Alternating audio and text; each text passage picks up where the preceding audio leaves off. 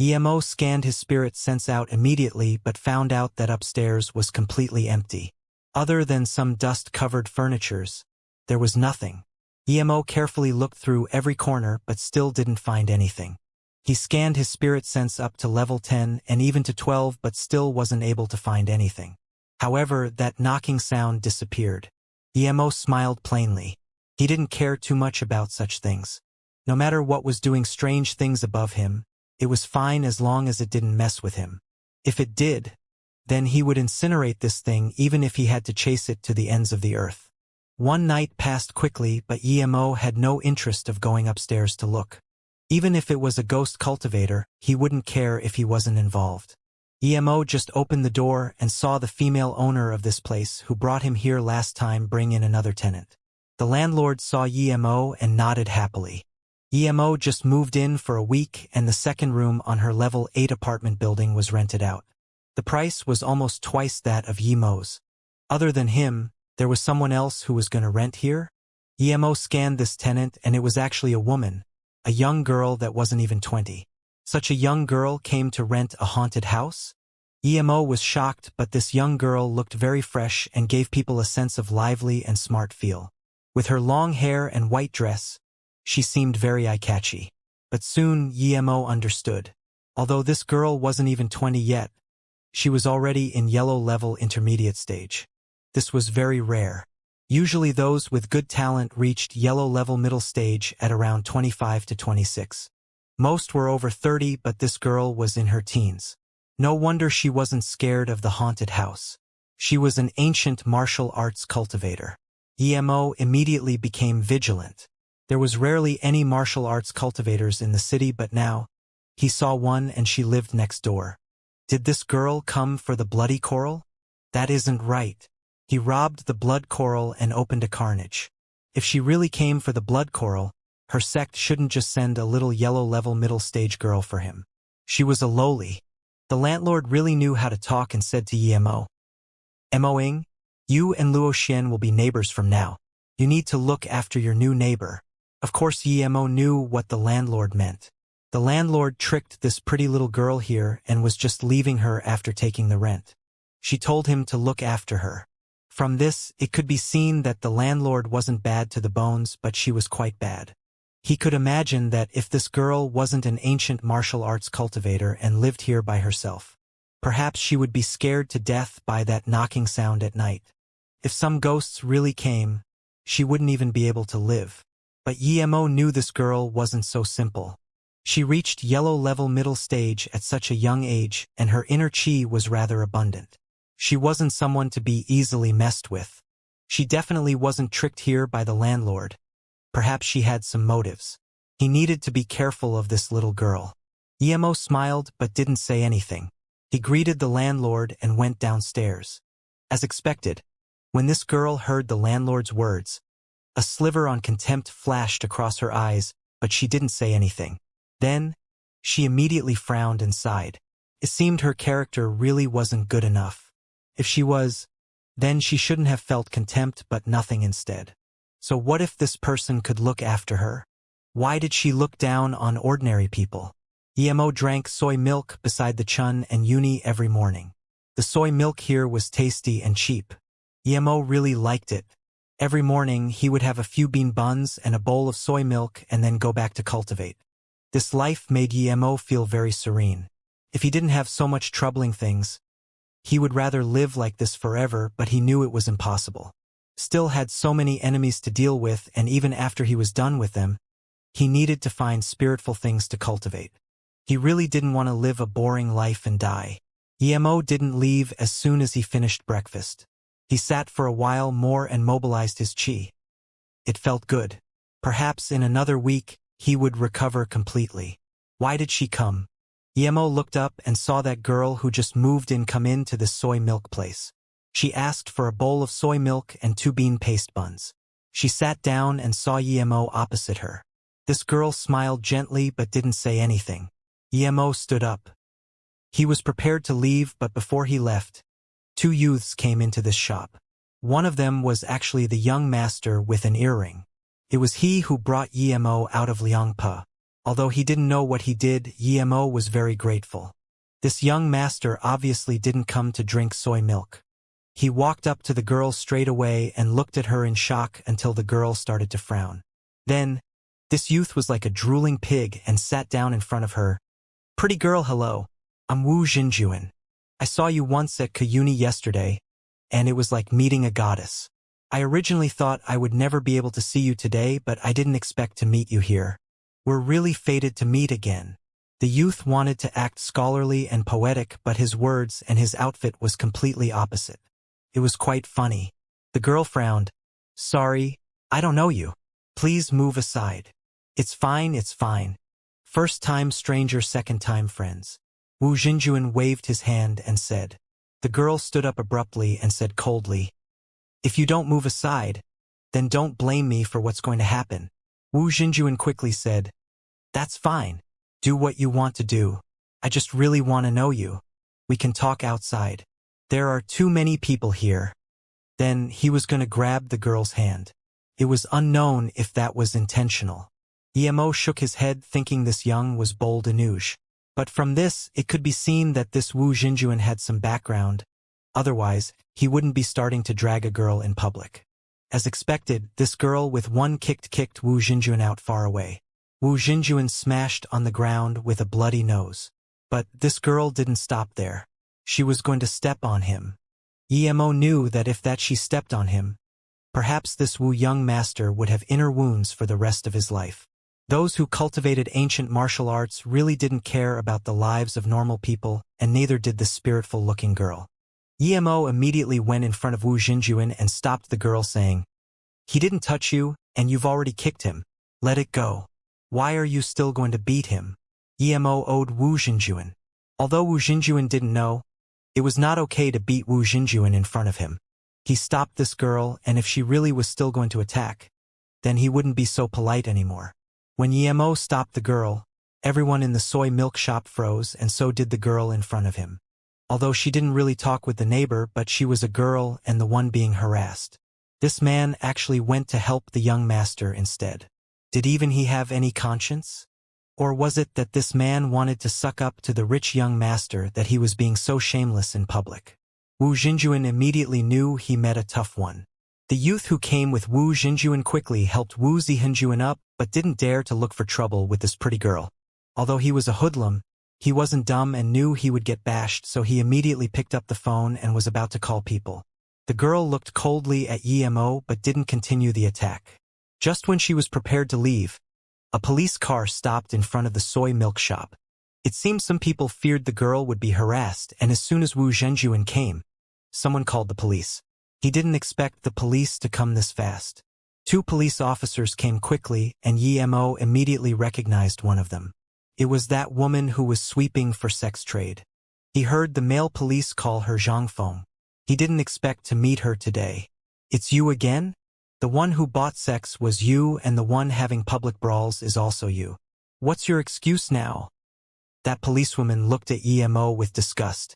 Hearing the policewoman's words, that pretty girl looked at Emo in disgust and turned to leave. Emo smiled to the policewoman. "Did I use your money to buy sex? Does it have anything to do with you? I like visiting hookers, so what? Brawling? Which eye did you see me brawling with? You want to be police with your level of skills? Don't make me laugh. You!" Zhang Feng was going to rage again, but the cop who came with her quickly stopped her and looked coldly at Emo. But before he spoke, he recognized Wu Xinjuan, who stood behind Emo. This policeman's face changed immediately, but immediately returned to a smile. He walked in front of Wu Xinjuan and said, "Young Master Jun, don't worry. Did this kid attack you? I'll take him away immediately." "Shut up." Wu Xinjuan interrupted him and said to Emo, "Thank you, brother. I didn't expect this spicy chick to be so harsh. If it wasn't you, I really would be suffering now." The policeman dazed. He didn't think Emo was actually helping Wu Xinjuan, but he immediately understood. Although he admired Emo's foresight, he wished he could kick Emo aside. Zhang Feng looked at Emo in contempt. This man was bad to the bones. She had understood that the one who attacked was the girl. She didn't expect this lustful man was also a faun. "It's nothing," Emo said casually and immediately walked out of the soy milk shop. He had no interest in being connected with a young master like Wu Xinjuan. He only helped this time because Wu Xinjuan helped him. Seeing Emo walk out of the soy milk shop, Wu Xinjuan raised his thumb and yelled at the back, "Brother, next time you want a woman, come find me. I promise to take you to a place you'll be satisfied with." That police listened awkwardly to Wu Xinjuan's words but was helpless. When Emo came back home, he immediately started treating his wounds with qi. Emo didn't know at all why this girl called Luo Xian came here, but her arrival gave Emo a sense of anxiousness. He must recover his strength quickly. He had a feeling that the girl wasn't by herself. Perhaps she had a few companions. She came here for something. After a few meridian cycles, Emo opened his eyes. He felt his wounds were better once again. He nodded and stood up with satisfaction. He looked outside and the sky was getting dark. There was the sound of opening door from his neighbor. Emo scanned his spirit sense out and knew that Luo Xian girl had come back. He was very curious about where she came from and scanned his spirit sense into Luo Xian's room. With his current power, it was hard for Luo Xian to notice his spirit sense. Once he reached Qi gathering middle stage, even normal earth levels wouldn't be able to find his spirit sense. But soon Emo was dazed. Luo Xian was actually a nun. When she opened the luggage case, there were a few sets of nun clothes. There were so many nuns nowadays even in the city, but Emo was more certain that Luo Xian was probably the disciple of some sect, quite possibly a hidden sect. Emo grew more careful. Was it too dangerous for him that Luo Xian was a hidden sect student? But he didn't want to change place. He finally found such place that was suitable for cultivation and concocting pills. He thought for a long time and was sure that Luo Xian didn't come here for him. She must have come here for something else. In another week, his wounds would recover and even if something happened, he could run away. When Luo Xian was packing things, Emo noticed a large pile of books. It seemed that Luo Xian was really studied at Kuyuni. Emo kept his spirit sense on Luo Xian and found that after Luo Xian finished packing, she took some clothes and went into the bathroom. It seemed that she was going for a shower. Emo didn't follow in with his spirit sense. He wasn't interested in watching a loli take a shower. Emo took back his spirit sense and started to cultivate. A few hours later, Emo heard another knocking at the top of the building. He stood up and his spirit sense scanned on Luo Xian. Luo Xian also heard the knocking on the 9th flower. She wasn't as calm as Emo and stood up abruptly. It seemed she was also meditating before. Emo found her face was a bit pale. Although she was yellow-level middle-stage ancient martial artist, she was still scared facing against such uncertainty. Emo laughed to himself. Weren't nuns and monks supposed to catch ghosts? But she was scared hearing knocking sounds. Emo saw her walk to the balcony probably to close the window. However, Emo didn't expect that she actually went onto the balcony and crawled to the 9th floor. Emo couldn't help to compliment her courage. She dared to go up to the 9th floor in the middle of the night to hunt ghosts. She did her job as a nun. Who's putting on that act? Come out now. Luo Xian pulled out a long sword from her waist and yelled. Emo immediately kept his spirit sense beside her. He also wanted to see what this knocking sound was from. Was it human or ghost?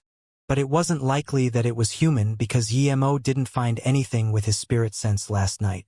The 9th floor was in complete silence. That knocking sound also disappeared with Luo Xian's arrival. Luo Xian grabbed the long sword and walked into the living room step by step. Emo looked at her face and knew her anxiety. Suddenly, Emo saw Luo Xian's long sword slice out without a notice while her body retreated rapidly a few steps, and soon went back on the balcony, but she didn't stop. It seemed as though she was knocked back by something. Emo was shocked. Was it something his spirit sense couldn't see? Emo immediately realized that his wounds influenced the strength of his spirit sense. Thinking about this, Emo condensed his spirit sense and scanned. Although the range was much smaller, but Emo did find a faint black shadow charging to Luo Xian. There really was a Yin spirit? How could this be? If it was, then it would be much stronger than the one at Xianxia. But soon, Yemo knew that those attacks didn't do too much damage to Luo Xian. At most, it just made her scared. Then Luo Xian came down from the 9th floor. Just when Yemo was wondering if he should help her, Luo Xian tapped on the balcony of the 8th floor with her foot and rushed into her room. From her agility, it seemed her qinggong was really good.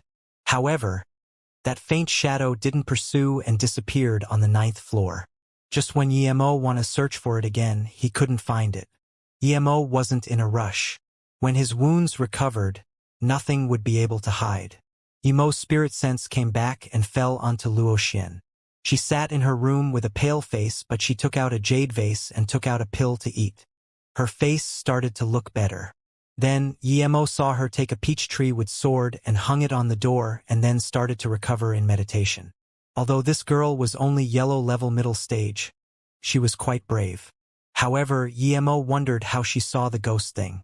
Yemo didn't believe she had spirit sense. A night passed. The next morning Yemo got up and cleansed himself. His door was knocked. Yemo dazed. He had been here for 2 weeks and no one even came nearby his place. Who would knock on his door? Yemo scanned out his spirit sense and immediately found Luo Xian at the door. Yemo opened the door and studied Luo Xian from head to toe. Her complexion seemed fine but seemed a little fatigued from the events last night. As though seeing Yemo was fine, Luo Xian's eyes flashed across an almost unperceivable relief. Then, she looked at Yemo, who blocked the doorway, and said, "We're neighbors, and the landlord also told you to take care of me. Aren't you going to invite me in for a seat?" Yemo didn't understand what her intentions were, but since she already said this, he could only open the door and say, "Then, please come in and have a seat." Luo Xian smiled and Yemo sighed to himself. This girl was almost as good as Ning Xianxia in looks. No wonder when young Master Wu saw her, he was like a drooling pig. Thinking about Xianxia, a sliver of morose flashed across Yemo's eyes. He didn't want to think about her again, but he couldn't help it sometimes. Yemo then thought about Luo Ying and wondered how she was doing.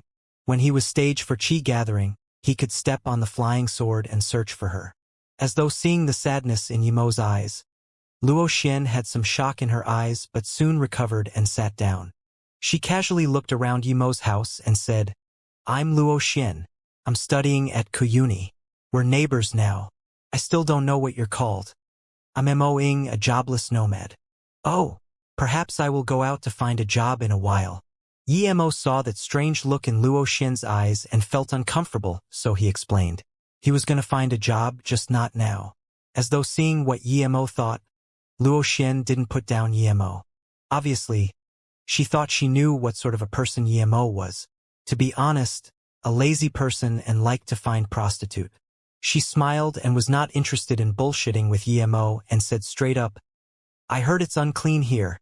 Did you live here for a long time? Coming here to find info?"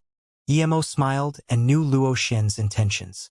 But he had no news for her and said, "I only moved here less than a month ago." Yemo wasn't sure if this girl was here to investigate, so he said an obscure timeline. This girl seemed astute and perhaps she would know something if he told her the real time. But obviously Yemo was thinking too much. Luo Xian asked again, "You've lived here for so long. Have you observed anything or heard any strange noises?" Yemo shook his head cluelessly and said, "I don't know about that. Each day, I just drop on the bed and sleep. Why would I even care about that? Have you not heard that this house is haunted? It's said that because a few people died here, this apartment could not be sold out nor rented out." Luo Xian didn't seem to be satisfied with Yemo's attitude and used the haunting to try to scare him. Yemo stretched his arms and said in a whatever attitude, "I'm poor and lazy. Even if there was a ghost, it wouldn't come for me. Plus, teachers taught us not to be superstitious. I didn't even go to uni and I know this. You are going to uni but you're still so superstitious. Little sister, it's not easy for the country to train a uni student. Don't be so superstitious, please." "You!" Luo Xian stood up in anger, but her anger soon disappeared. She looked at Yemo and smiled. "You sucked up to a young master yesterday. You won't be poor in the future. Although you're not superstitious, but my hometown has the customs and stories of ghosts. Hang this peach tree with sword on the bedroom door. Perhaps it will be good for you. Emo frowned. He felt something was wrong with this little girl. He wasn't very friendly to her, but she still gave him this. What were her intentions? Emo frowned.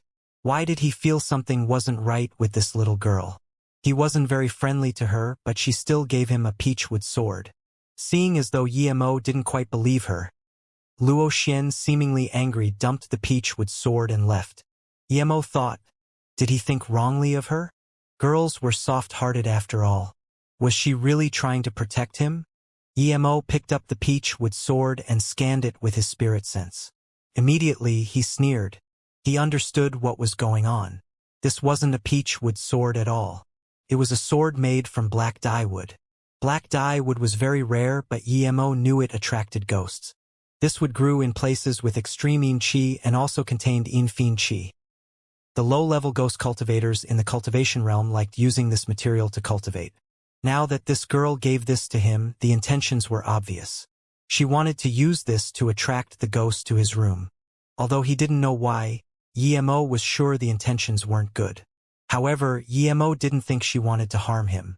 If she did, killing him would be so much easier in her opinion. There was no need to attract the ghost with the black dye wood. However, Emo wouldn't naively think that she wanted to get the thing down and annihilate it. If that was the case, she would hang it in her room, not his. No matter what, Emo wasn't going to take it. He took this and really wanted to hang this on her room and even wanted to hang his Yin Fiend bead there. With the Yin Fiend bead there, all sorts of ghosts and spirits would rush there. But Emo didn't want to do this. It wasn't because he didn't want her to get scared, but he didn't want to use the Yin Fiend bead. What did she want to do? Emo scanned his spirit sense out. Luo Xian sat in her room and drank some water while talking to herself. Your fault for being such a bad person. I'll scare you this once. But you're also helping me out. When I get the ghost down, I will annihilate it. Otherwise, I'm really scared by myself. Although Emo's attention was very focused, he couldn't really hear what she said. She seemed to have said something about being scared. Did she want to annihilate the ghost but didn't dare to do it herself, so she purposely put the black dye wood in his room, and when the ghost came, she would come and help. With him being there, she would be braver? If that was the case, then this was too funny. Emo didn't know that his guess was spot on. Luo Xian thought this exactly. Although she was a yellow-level middle-stage ancient martial arts cultivator, she was still a girl. And because she faced the evil spirit alone last night and almost fell to her death. If her qigong wasn't good, perhaps she would have died already. So today, she wanted Emo to be by the side to bolden her. And Emo was a man, he had strong yang qi. This would lower the ghost's power. Emo thought for a long time and couldn't decide on anything, so he casually dumped the black dye wood aside and went out to eat breakfast. Emo rarely took the elevator. He liked to walk down along the stairs. Usually, when he passed the 4th level, he would see Han Sicai and Kai Jingyu and have a chat, but today when he passed the 4th floor, he saw the two moving things in a hurry. There were 2 women and a few kids helping out. Were they moving? Emo thought and asked, Are you 2 moving away? Han Sicai saw Emo and quickly came over. Emoing brother, did nothing happen at your floor last night? Emo subconsciously shook his head and said, What thing? Nothing? But as soon as he finished, he remembered Luo Xian going upstairs last night. But Han Sicai shouldn't be able to know such a thing. Han Sicai looked around carefully and then whispered by Emo's ear, Emo brother, you need to move out quickly. That ghost came again last night. There's a small office at the 5th floor. For the first time, the boss stayed over and didn't leave. In the morning, we found his dead body in the office. This building is very evil. Lao Kai and I are leaving today. People died at the 5th level? No wonder when he came down, there seemed to be less people. Did that thing come down last night? Emo frowned. He decided to go up and have a look tonight. If there really was something unclean, then he would destroy it. If people died a lot, then police would come frequently and that would disturb his peaceful life. Emo agreed and was no longer in the mood to say anything to them. He went to the soy milk shop and called for a cup. Then Luo Xian came. Emo didn't expect this woman to sit opposite him again and also asked for a cup of soy milk and 2 bean buns. Emo really wanted that Wu young master to come and piss this little nun off again, but he didn't see any signs of him. It seemed that this Luo Xian had some power and used some ways to make this young master unable to come to her. Seeing Emo ignore her and just eat, Luo Xian could only say, "Although I gave you the peachwood sword, if anything happens at night, you need to call for me to help. Do you know someone died today at the 5th floor?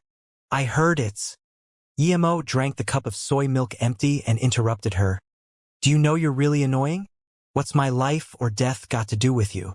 I don't need you to worry about me. I'm going." "You!" Luo Xian stood up in anger and looked at Emo.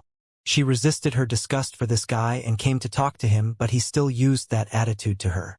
If it wasn't for the thing upstairs, she wouldn't want to say one word in front of Emo at all.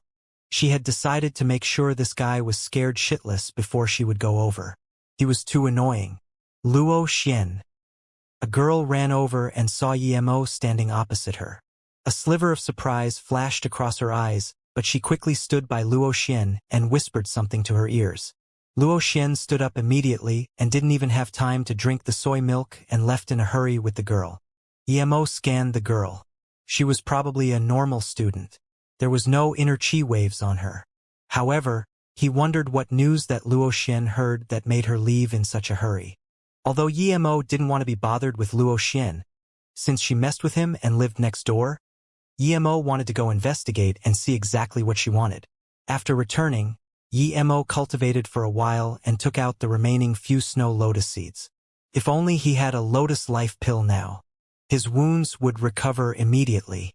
Pity he had used up the 3 lotus life pills. Although he still had 1,000-year snow lotus. It wasn't so easy to concoct it into lotus life pill. Last time he wasted almost half the ingredients. Now that he was injured, the success must be scarily low. If he wasted a few more snow lotus seeds, then it would be hard to find more. Emo took a lotus leaf and thought about it before eventually putting it in his mouth and chewing it. The leaf was good for concocting pills, but it still had a large amount of impurities. When he was just injured, he didn't dare to eat it because he didn't have that much chi to refine the impurities. But now, his wounds were going to recover in 2 days. Although he can refine the impurities, he didn't want to waste the lotus leaf for that. After all, it was the same if he recovered 2 days earlier or later. But due to this uncertain factor Luo Xian, Emo didn't even dare to drag things on for a single day. Although the leaf wasn't as good as the lotus life seed in recovery, the effects were obvious for Yemo's almost recovered wounds. It was only 6 hours and Yemo had not only fully recovered but his power also grew a little. His spirit sense could reach up to 150 radius. Yemo ran his chi through another big meridian cycle and 12 small meridian cycles before standing up with a fresh spirit. Now that his wounds were gone, he could start concocting pills. But before that, Yemo still had to do something. He had to destroy whatever was upstairs as he felt this thing was affecting him. Yemo originally thought that since Luo Xian gave the black dye with sword to him, she would come back at night to catch the ghost. But it was almost 10 p.m. but there was no sound from next door. This Luo Xian actually didn't come back tonight. Yemo's face went cold. It seemed this woman really wanted him to die. If it was a normal person with the black dye would hanging in the room with a ghost above, how can he live? This woman's heart was much more cruel than her looks. At 10 p.m., sound came from upstairs again. This time it wasn't a knocking sound but footsteps. Yemo scanned his spirit sense out. He found that the lift that stayed at the 8th floor went up and was about to reach the top level. This is quite interesting. Yemo sneered. He jumped on the balcony and went to the 9th floor. He wouldn't crawl onto the balcony like Luo Xian. One wind control technique and he was standing on the balcony of the 9th floor. Under the dim moonlight, there were clear footprints on the balcony. Yemo at first thought they were left behind by Luo Xian last night. But soon, Yemo realized something was wrong because there were footprints along beside Luo Xian's. However, the footprints appeared very suddenly and walked to the window before disappearing. The footprints were larger than Luo Xian's but were still clearly a woman's. Who was she? In a broken-down Taoist temple, 3 women and 1 man gathered here. If Emo was here, he would recognize that one of them was Luo Xian. Originally, we had half a year, but now we probably can't wait for half a year. I'm prepared to go back with my two younger martial sisters. Older martial brother Qi, are you going back as well? The one speaking was a slightly older-looking nun. However, her skin was creamy white while her temperament seemed royal and untouchable, as if she was above the mortal world. The man called Qi didn't have time to reply when an extremely beautiful woman next to him said, "But Luo, you martial sister, I still haven't found what I wanted. And you Lin martial brother haven't been out long." Yu Lin martial brother said it's very beneficial to his cultivation being out to experience the world. Plus, we only get this chance once every 50 years. If we go back before time is up, wouldn't it be too pity? Perhaps we can wait a bit more. No, recently a blood coral appeared in Liangpu. This thing is very precious even at our place. That's why in the mortal world, there are hidden sect people everywhere. If we stay here, we might be found. Yu Lin martial brother isn't from the same sect as us. If he wants to stay, of course I won't say anything.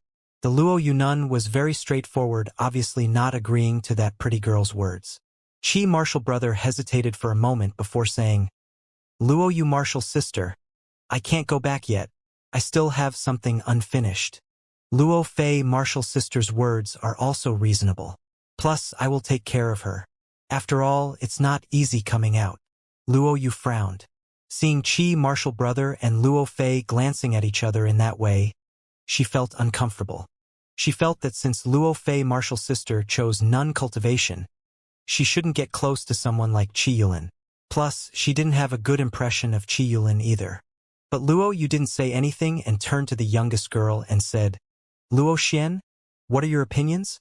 Luo Xian said, "Big martial sister, I felt that I've learned a lot in these 2 months outside, and I have a feeling that if I have another 2 or 3 months, I can completely look through the library of Chun and Uni.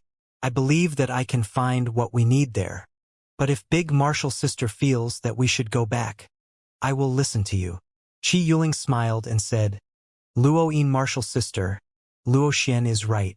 Sometimes, experiencing the outside world for a while and then go back for serene cultivation is better than constantly cultivating. I will take good care of these two martial sisters. Luo Yu martial sister, don't worry." Luo Xian smiled but didn't say anything. She thought different. She wouldn't need this Yulin martial brother to take care of. Luo Yu sighed, "Okay, we'll go back after some more time. Luo Xian, although you cultivate very fast, you still need to be careful. Although the people outside are weak, they are very cunning. It's very easy to fall into their schemes. You need to take care of yourself." "I know, Big martial sister." Luo Xian poked out her tongue. Looking at Qi martial brother and Luo Fei disappearing very quickly, Luo Xian looked confused at Big martial sister and asked, "Martial sister, why did you change your mind? That's not like you." Luo Yu sighed, looking at Luo Fei who disappeared far off. After a long while, she said, "Luo Xian martial sister, have you noticed something different about your Luo Fei martial sister?" "Not really." "Why, what's wrong martial sister?" Luo Xian asked in surprise. Luo Yu frowned and said, "I only noticed later. Luo Fei has lost her virginity. If she goes back now, she won't get away from the harsh punishment from the sect, so I don't know what to do either." "What?" Luo Xian exclaimed. After some time she said, "Is it Qi martial brother? How can he do that?" Luo Yu sighed and said, "It should be him. Qi Yulin looks very charming, but I feel he's not reliable and real. If he really loved Luo Fei martial sister, he wouldn't take her virginity now. Luo Fei really doesn't know self-love." After pausing for a moment, Luo Yu continued, "Let's not talk about that. Luo Xian, you must remember not to trust anyone so easily, especially the men outside. They're all very bad. You just need to search through the library in Chun and Uni. If something happens, you must remember to contact me.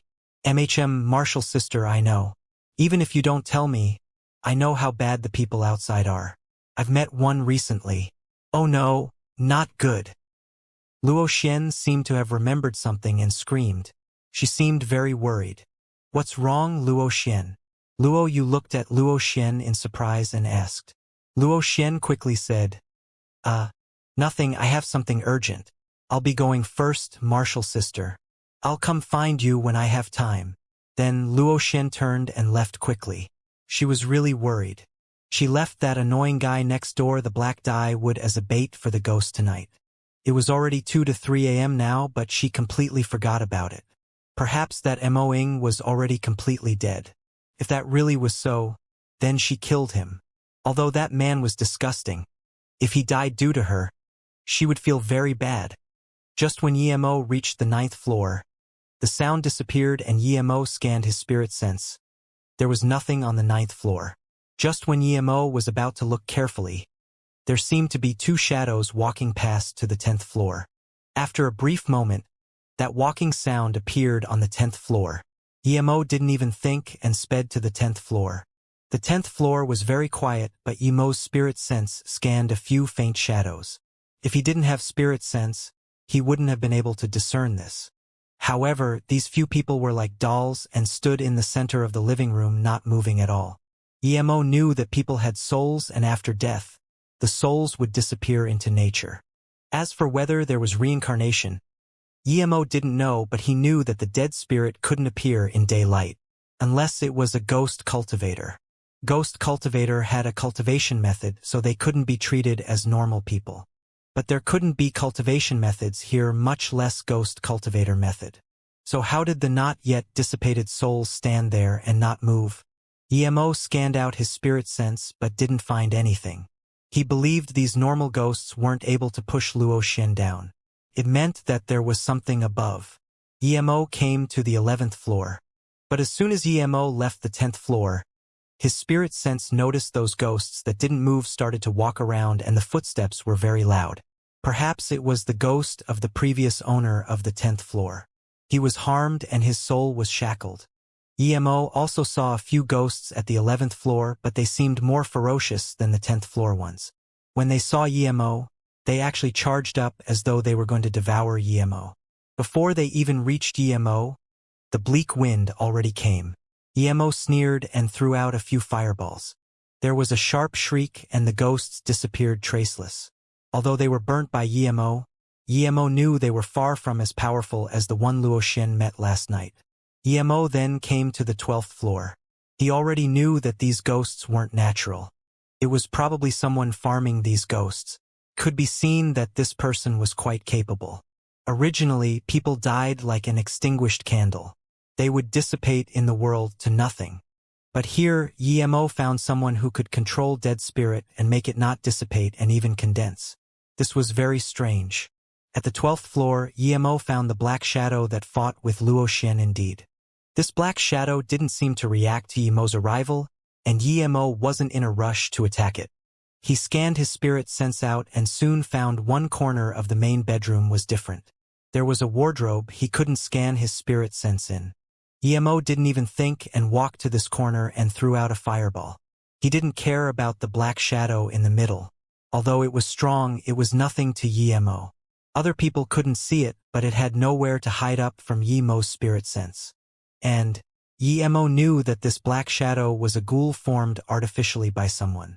As for the other ghosts a few floors below, they should be the food for this fierce ghoul to make it grow. Although he threw out a fireball, Emo couldn't help but to sigh. China had a great landscape and vast sort of things. There were all sorts of people. There were also countless methods of feeding and keeping ghosts. However, people in the cities just rarely encountered them. He didn't expect to see someone overtly keeping ghosts in the city and grew out a rather strong one. One could imagine how much souls were needed for this ghoul to be strong enough to beat yellow-level middle-stage martial artist. Souls weren't easy to get. Even if you had means to collect ghosts, you needed to act on it immediately. But once a person dies, his soul would disappear immediately, so these souls needed to be collected on the spot. From this, it could be seen that the ghost keeper was a cruel person. Emo's killing intent rose. He threw out a few more fireballs. Splash, splash. The closet that kept his spirit sense out was broken and a woman wearing a large red robe stood out. Her face was pale and lips were vibrant red as though she was dead. But Emo knew that the woman in front of him wasn't dead. She was alive. It was just that because she stayed with dead things all year long. She had this death chi on her. Who are you? Why are you ruining my thing? I know you're not easy to mess with. I never messed with you, but you dare to mess with me, screech. The woman's voice was sharp like a needle, making people feel uncomfortable. Emo sneered. I didn't want to be bothered with you, but you already messed with me. I chose this place to cultivate in peace, and I don't want to be disturbed by people nor ghosts, but you dare to make sounds above me.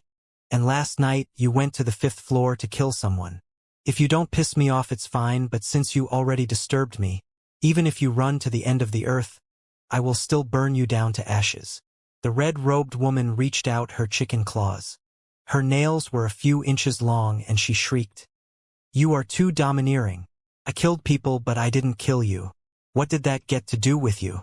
If I wasn't afraid of you, I would have killed the woman next door last night. What else do you want? Emo dazed. This woman could tell he was strong. Not right. Emo immediately knew the woman was lying. The woman didn't kill Luo Shen last night, not because of him. There must be another reason, but Emo didn't expose her and said coldly, I am domineering. What are you going to do? I've killed all your ghouls downstairs. You don't like it? You are keeping so many ghouls, and from this it can be seen how many people you kill each day. You met me and you still try to mess with me. That's your bad luck. You think you're good just because you can shoot fireballs? Don't blame me for not reminding you. If you offend me, you're finished. Your whole family is finished. The woman shrieked. She actually thought a fireball was nothing? This was the first time Emo met someone like this on Earth. Even when the hidden sect people saw him shoot fireballs, they were very shocked. But he actually met someone who thought lowly of the fireball technique. Did she know how to do it too, or was she also a spirit cultivator? The woman saw Emo was confused and sneered coldly. She reached out her long hand and a bulb of faint yellow fire appeared on her fingers. Although it was small, it was still very clear. Emo almost laughed. This woman was really funny. She thought his fireball was made through chemical means like hers. This chemical fire could only be used to scare people. Can't really harm anyone. She probably stayed in the graveyard for too long. Okay, you're tough. I'll give up this building now. As long as you don't look for trouble with me. The red-robed woman seemed to know Emo wasn't easy to mess with and wasn't prepared to fight to the death with Emo. Emo sneered. Since I came, if I let you go so easily, you'd be overestimating yourself. And Emo was sure that the woman wasn't going to give up like this. For someone like her, she wouldn't pass out on him who had so much power. To her, his soul was probably worth more than thousands of normal ghosts. As soon as Emo finished, that ghoul behind him suddenly charged at Emo speedily. Emo didn't even turn and multiple fireballs enveloped the ghouls. An extremely putrid smell came. After a fit of sharp shrieks, the ghoul behind Emo was burnt into nothing. You dare to kill my little pet? The red-clothed woman screamed as though her lifeline was killed by Emo, and she charged to Emo immediately. Emo said plainly, You're a mere yellow-level tertiary stage ancient martial arts cultivator, and you dare to act cocky in front of me. The woman stopped suddenly in her tracks and looked at Emo in surprise. After a good while, she stuttered, You can see what my power level is? This isn't something you can know. I will take your life. You've killed so many people, so you can go die as well. Then Emo shot out more than 10 fireballs around the woman. The woman shrieked, Don't kill me. I'm a pupil of the 4-state 9-moon temple. If you kill me, you will be hunted down by the masters of my sect. Emo sneered, 9-moon temple, is it very strong? Not long ago, I killed a guy called Nye Wubian. I wonder if he came from your sect. But no need for a hunt. In a while later, I will go to the 9-moon temple personally. This disgusting place does not deserve to exist. Hearing Emo's words, the red-robed woman screamed, You actually killed Wubian martial brother? Let me go. I'm willing to help you do anything. Before she finished her words, she was burnt to crisp by Emo's fireball with only some dust left flying around. Emo then looked at that thing that could block his spirit sense. It was a very strange wood. Emo couldn't recognize it, but it had already been burnt pretty badly by his fireball, so Emo just burned it down completely. This woman definitely had an artifact to control ghosts, but Emo didn't like such dirty stuff, so he didn't even ask and burnt everything. Emo scanned his spirit sense out. As soon as he killed the woman, all the ghosts from downstairs floated out and disappeared in nature. It's finally quiet now. Emo sighed. He could go back to concoct pills. But why was none of the disciples of this 4-state 9-moon temple good? All of them were completely disgusting. Emo went back to the 8th floor and forgot to ask the woman if she made the elevator rise up to the 12th floor. But it probably was her. Who else would be that bored? Emo went back to his room and took out the blood coral. He carefully cut a third. He never hoped he would succeed on the first try, so he planned to concoct one cauldron first and then find the difficult parts of making the qi-increasing pill.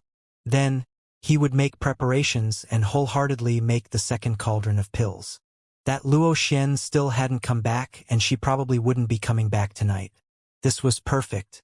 Emo didn't want anyone to disturb him while he concocted pills. He took out the Shenong cauldron and shot out a gust of qi fire. Then, he took out some supplementary ingredients and dumped them into the cauldron as he started to melt them. There were many supplementary ingredients that could be used for the qi-increasing pill. What Emo used now were all from the Shenong Jia. Although they weren't as good as the ones in the cultivation realm, but they were still decent in improving the potency of the pill. Half an hour later, Emo took out the waste from the cauldron and cut another piece of the blood coral and dumped it in. Another hour later, the medical droplets of blood coral started to coagulate. Emo was getting more and more anxious. It would be good if he could concoct the qi-increasing pill on the first try, but if he couldn't, he would waste a cauldron full of ingredients. But after half an hour, Emo started to sweat. The qi-increasing pill wasted too much spirit qi and wasn't something he could concoct now. But he had no choice. If he didn't make one, it was impossible to break through fast in this environment. Emo went from strange to familiar with the concocting process, but the qi-increasing pill still had no signs of forming a pill. Although Emo was worried, he knew this cauldron was probably going to go to waste. It wasn't that his method was wrong, but that his qi wasn't enough.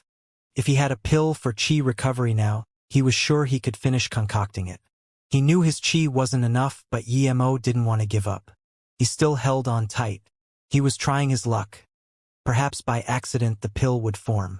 In a loud bang, the still liquid ingredients exploded in the cauldron, causing an air wave pushing Emo out. Emo's clothes were completely blown off and his hair was like wild grass. His body was red with the steaming drips of the ingredients. Emo felt hardness of breath as his mouth seeped blood. Luckily, the inner wounds weren't serious. His power was still too low. Emo sighed. Just when he was getting up to pack up, his door was kicked open. Emo didn't have time to scan his spirit sense and just took back his cauldron without thinking. At the same time, his spirit sense locked onto his flying sword. That person dared to kick his door. He doesn't want to live. Mo-ing. Are you okay? Sorry. I had something on and I forgot about this. I'm really sorry. It was Luo Xian who charged in. Her eyes were indeed full of anxiety and worry. Now looking at Emo in such a wounded state, the regret in her eyes was even more. But she continued, "But luckily you're fine. If something really happened to you, I wouldn't be able to rest easy for the rest of my life. Although you're a bad person, I can't kill people." What was she on about? Emo frowned, thinking what had his concocting pills got to do with her. Why was she so worried about him? But Emo immediately realized that he was probably dumbed by the explosion. This woman left the black dye with sword here, obviously wanting to use him. Looking at her reactions, she didn't want his life. She was probably hindered by something and forgot she left the sword here. Although Emo realized that Luo Xian wasn't trying to harm him, he still couldn't get a good feeling towards her. After all, she wanted to use him and she forgot about this when it was life-threatening. Could be seen that she didn't care about human life, but her worry was real. Considering this, I would let you go this time. Just when Emo struggled to get up, Luo Xian took out a jade vase and gave Emo a pill. This is for recovery. Eat it. Emo nodded. He also wanted to see how good this woman's pills were, but as soon as Emo ate it, his face changed immediately. Oh no, I took out the wrong pill. Luo Xian's face changed drastically as she screamed.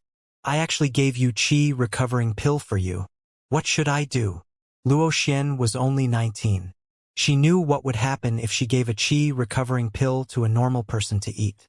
Qi recovering pill was for ancient martial artists who were at least at yellow or above level to recover qi.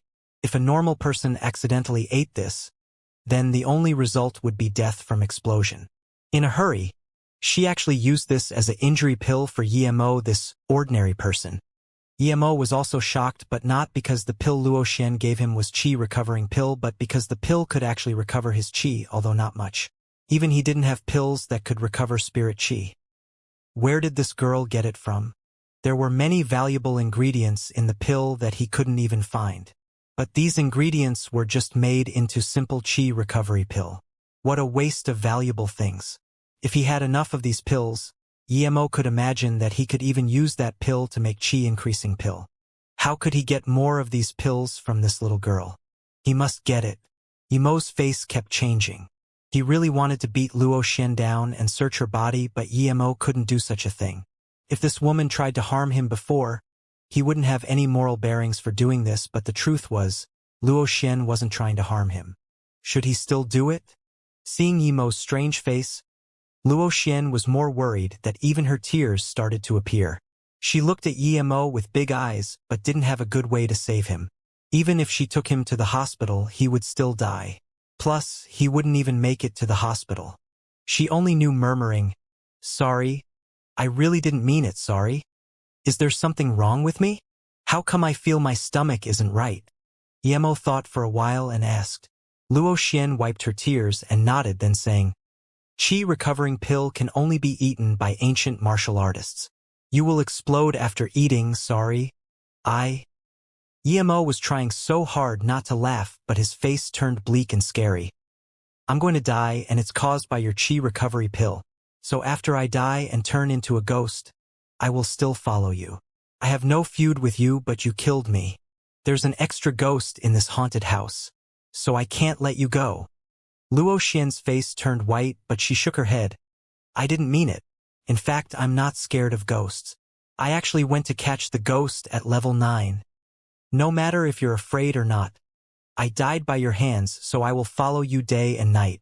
If there's an opportunity, one will eat you," Yemo said nastily. Luo Xian was more worried and said, "I really didn't mean to harm you.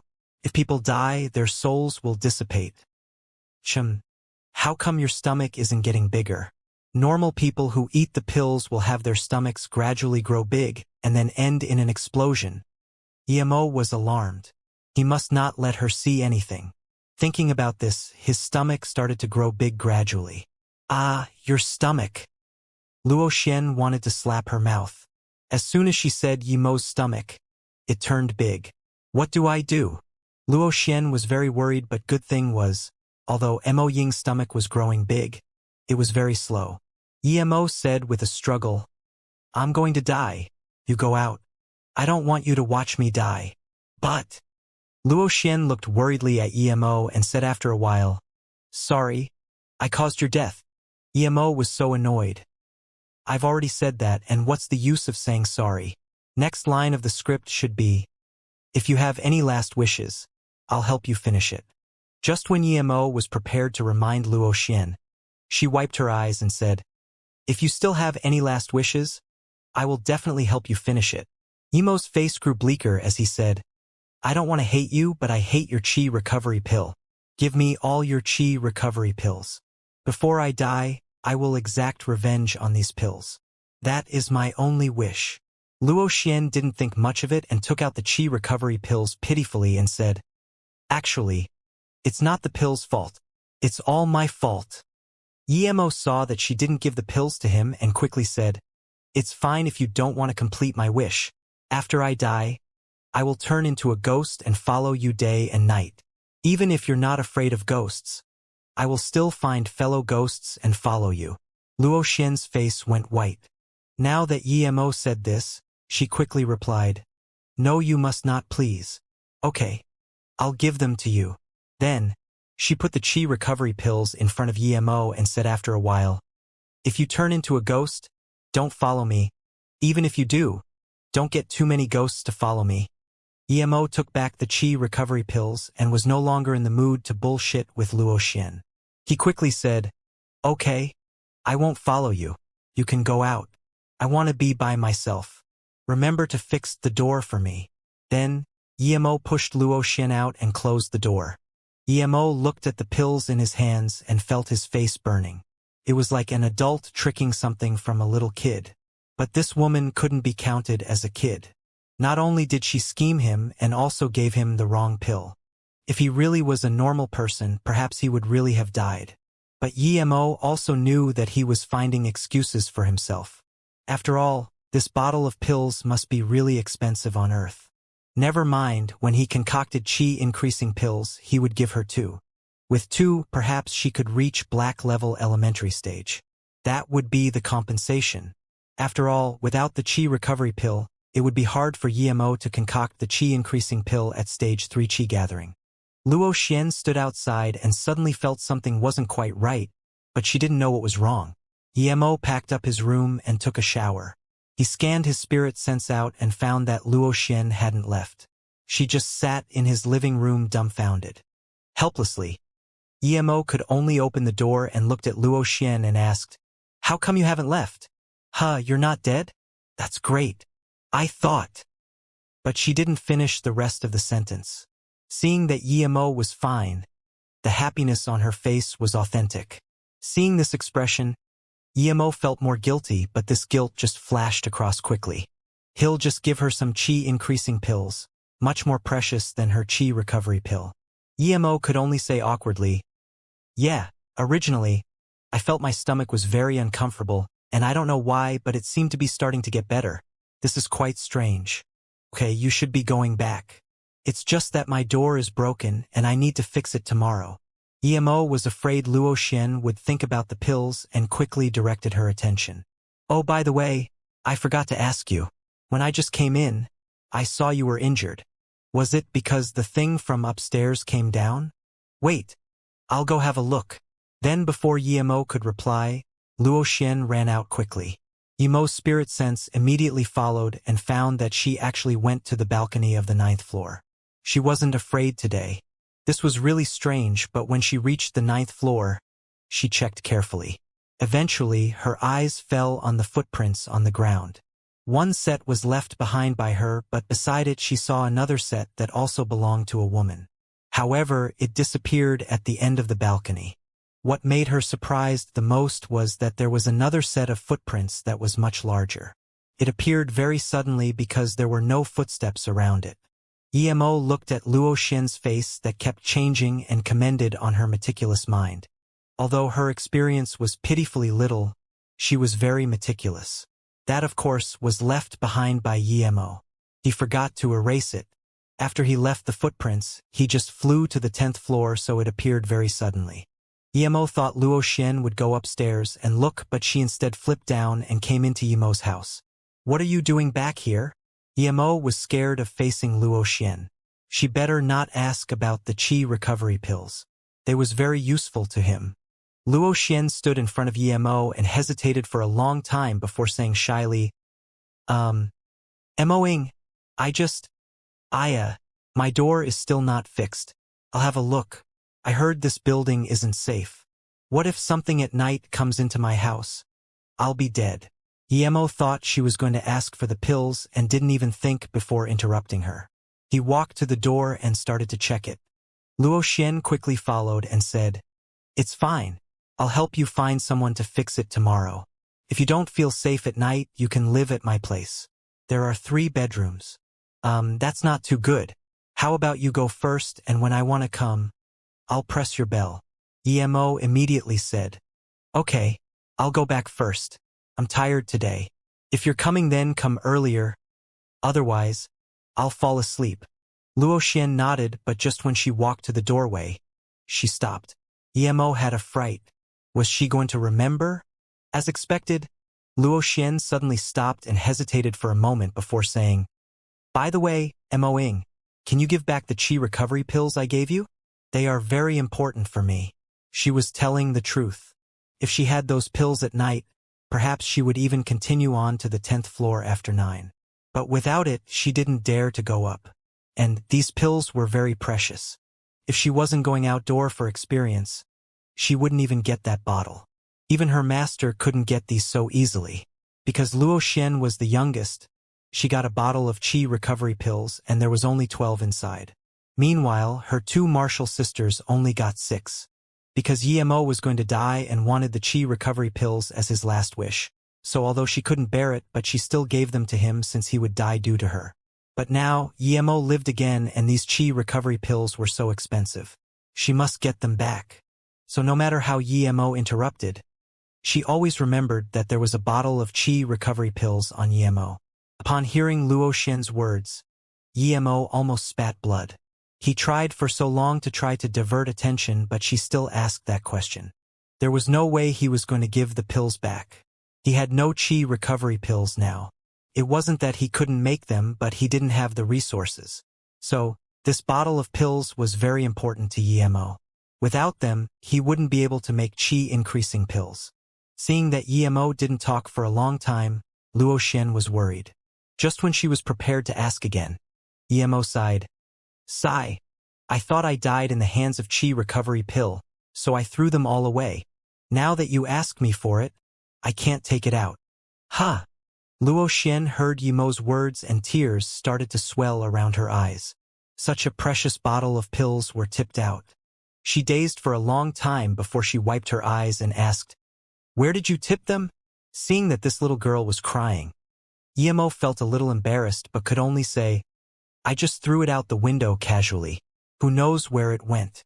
Perhaps the pills have been eaten up by ants. Upon hearing this, Luo Xian went out immediately. Yemo felt a sigh of relief. He finally tricked her away. If she stayed, then he really wouldn't be able to take it. It was just a bottle of qi recovery pills. It made him feel so guilty. Yemo looked at the door that was kicked open and didn't bother to do anything. He went back to this room and was prepared to have a night's rest. When Luo Xian went to uni tomorrow, he would make a few cauldrons of normal pills. When he got familiar, he would fully concentrate on the qi-increasing pills. But before Yemo got on bed, his spirit sense scanned Luo Xian. This girl carried a mind torch searching for something downstairs. No way, Yemo yawned helplessly. This woman was really annoying. He already said he threw it away, but she was searching for it at night with a mind torch. How did that make him feel? Sigh, let her be. Once she won't find it, she will give up. If he knew earlier, he should have said he threw it in the toilet. Yemo hardened his heart and went to sleep. Yemo woke up in the morning with a fresh mind. He cleaned himself and was prepared to go downstairs to get soy milk. But he saw from the balcony that Luo Xian was still searching downstairs. Yemo was shocked. Did she actually search for it the whole night? Looking at Luo Xian's state, Yemo fell silent. He sighed. Never mind, he'll give it back to her. Without those pills, he would think of another way.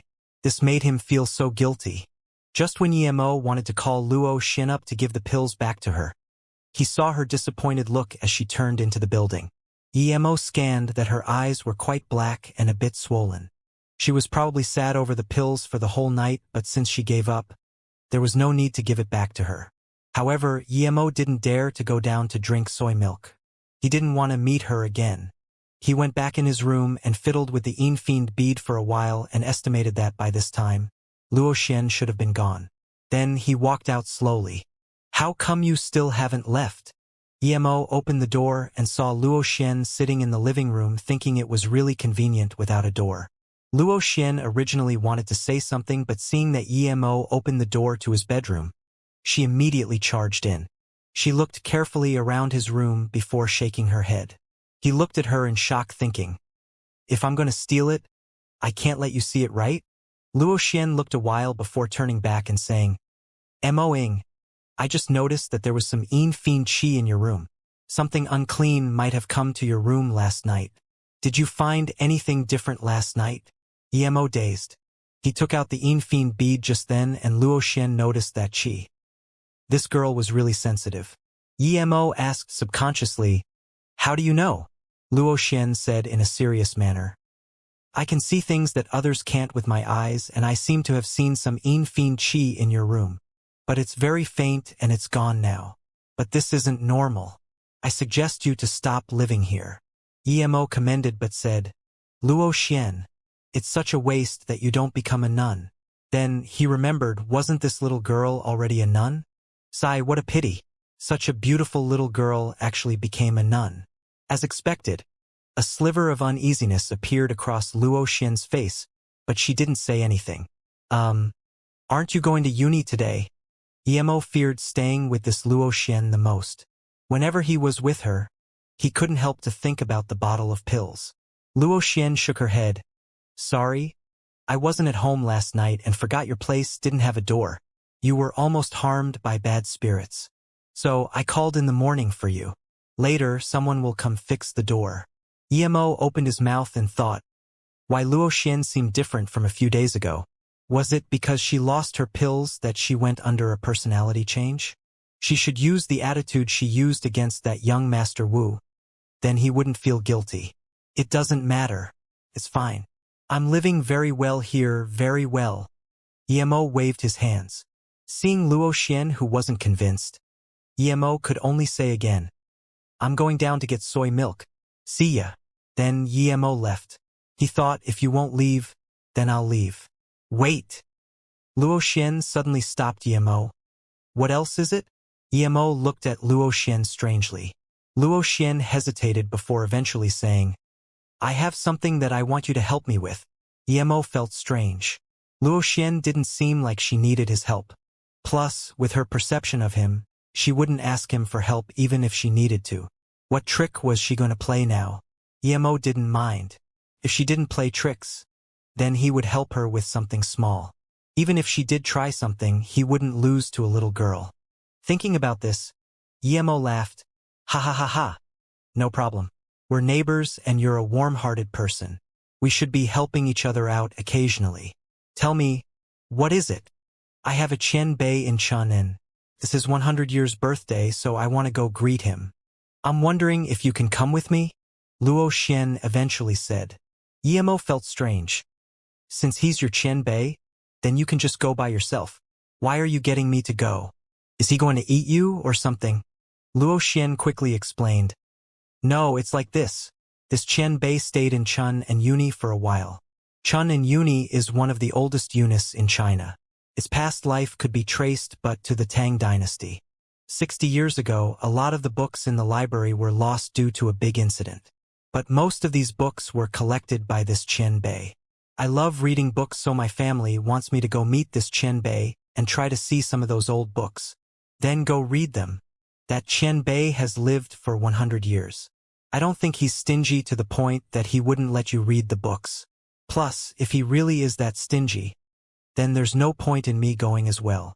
Emo said casually. He didn't want to go to public scenes. There would be a lot of people. But that Qian Bei has a great-grandson studying at Chun and Uni.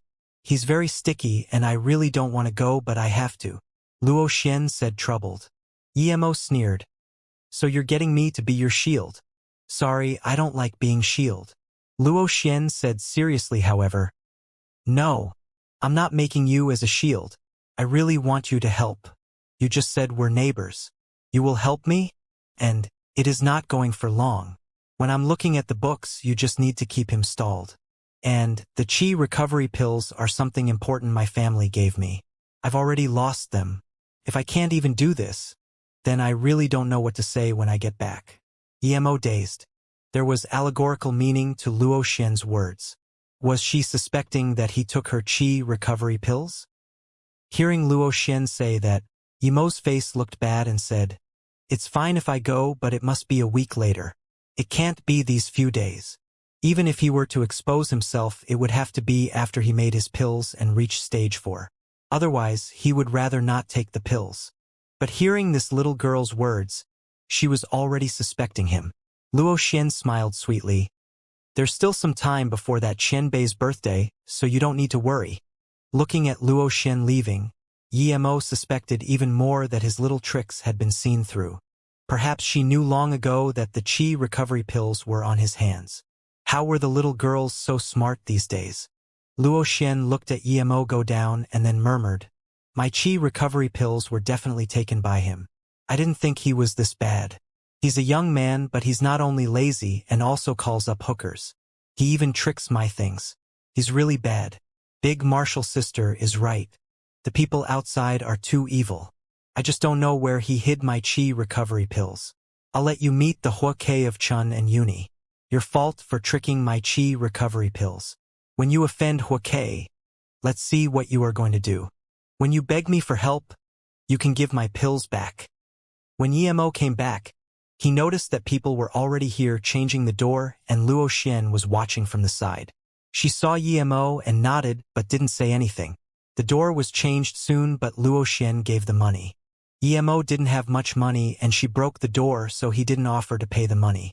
Looking at Yi Missouri close the door, Luo Xian felt very uncomfortable. She thought this man was not only bad but also stingy. Even though she broke his door, if he offered to pay, she wouldn't let him pay. But he didn't even make a courtesy offer. But Luo Xian thought about it and still took out her peachwood sword and hung it on Yemo's door. Yemo could see it clearly, of course, and this time it was a peachwood sword indeed. It seemed this Luo Xian still had some conscience. Yemo saw Luo Xian get on the bed and sleep, so he took back his spirit sense. He knew she didn't sleep last night. Originally, Yemo planned to concoct some other pills for practice, but looking at the ingredients in his storage ring, they were very little. If he used them all, perhaps he wouldn't even be able to concoct the chi-increasing pill. Yemo thought and decided in the end to try making the chi-increasing pills first. He had Luo Xian's chi recovery pills now. Although he didn't have 100% certainty to succeed, but it wouldn't be like yesterday when he had no chance at all. He was sure Luo Xian had fallen asleep before he cut a half of the blood coral and took out the Shinnon cauldron. He dumped the ingredients in and started to melt them into liquid like yesterday.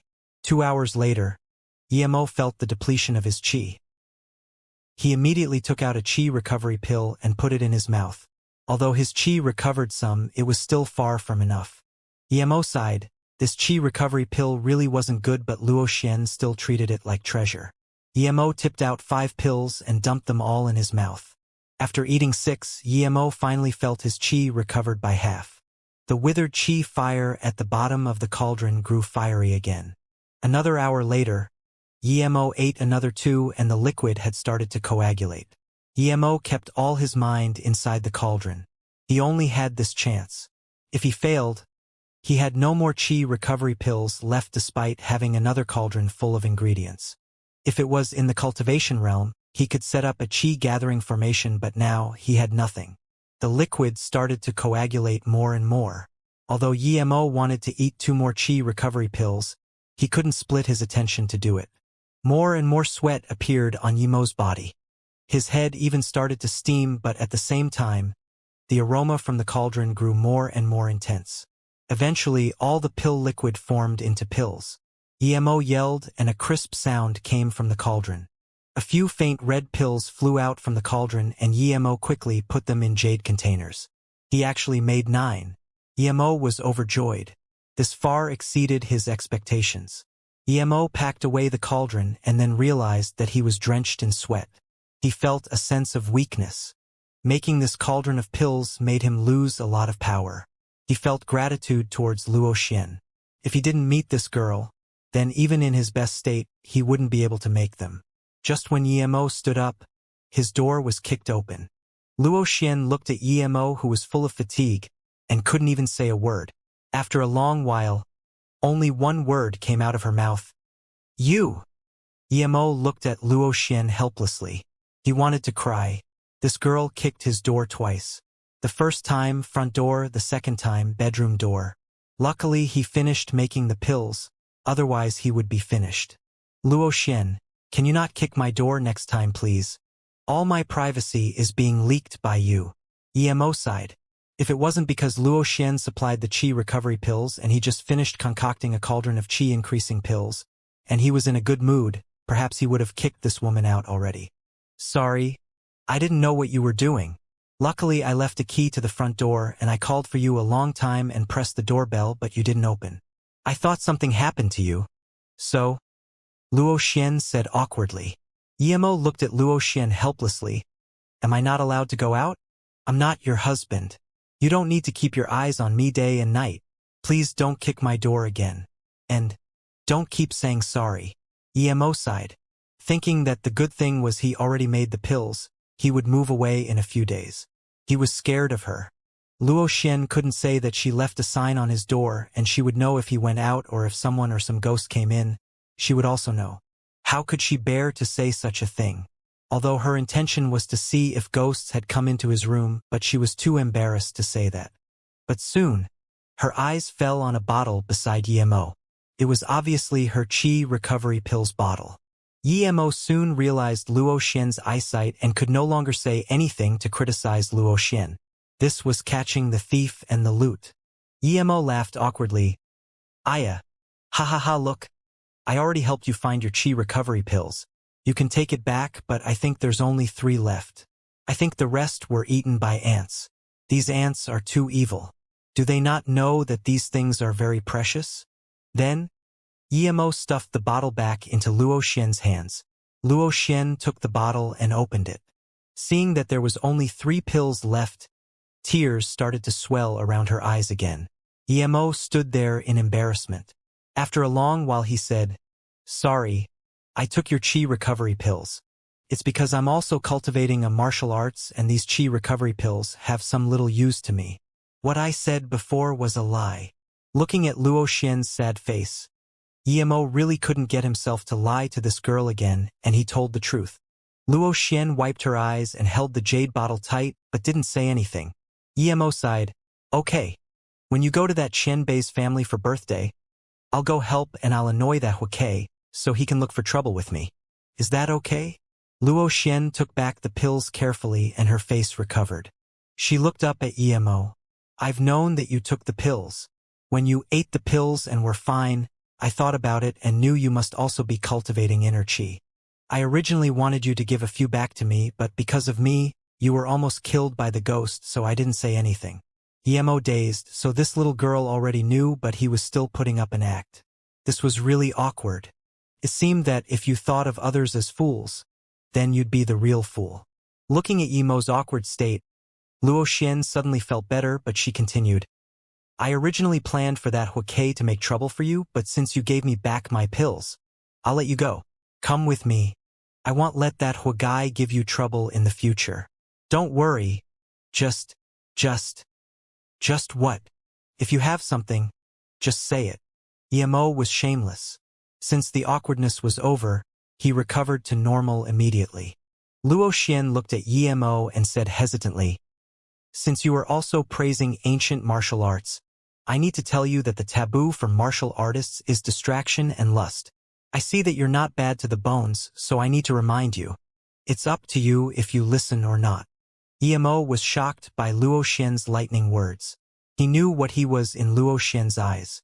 That policewoman said he was a whorehound. Emo waved his hand. "I know, you go back first. I will go in seclusive training these few days. Don't kick my door again. After I finish, I will come out and find you." Although he wanted to compensate 2 Qi increasing pills to Luo Xian, he wouldn't do it before he ascended. PSCH. This was the first time Emo saw Luo Xian laugh like that. He dazed. Luo Xian said speechlessly, "Sai, I suggest you not to do that. You probably watch too much fighting dramas. Ha ha ha, don't forget to eat then. I'm going first." Looking at Luo Xian walking out, Emo just realized that he was being laughed at. She must have thought he was acting as those grand masters in those dramas, always going into solitary training. But her suspicion was right. After all, although there was solitary training in ancient martial arts, but those were people at the peak of black level. And they still had to eat food. Emo didn't explain. He had all the necessary conditions now and was ready to reach stage for Qi gathering. That night, Emo took a shower and cleaned his room. He used wind control to glide to the top of the building. He was really scared of Luo Xian. Perhaps if he didn't come out for 2 days, this girl was going to kick his door again. He didn't have that many doors to be kicked, and if some accidents occurred, his Qi might backlash and that would be deadly. Emo stood at the top of the building but didn't start cultivating immediately. He gazed into the lights of the distant. Ever since he came here, he had never properly thought of his future. When he first came here, he was thinking if he could cultivate to the point where he could travel space and go back to find Luoying, but now, he realized that this place wasn't even suited for cultivation. He could only keep his memories of Luo Ying in his heart.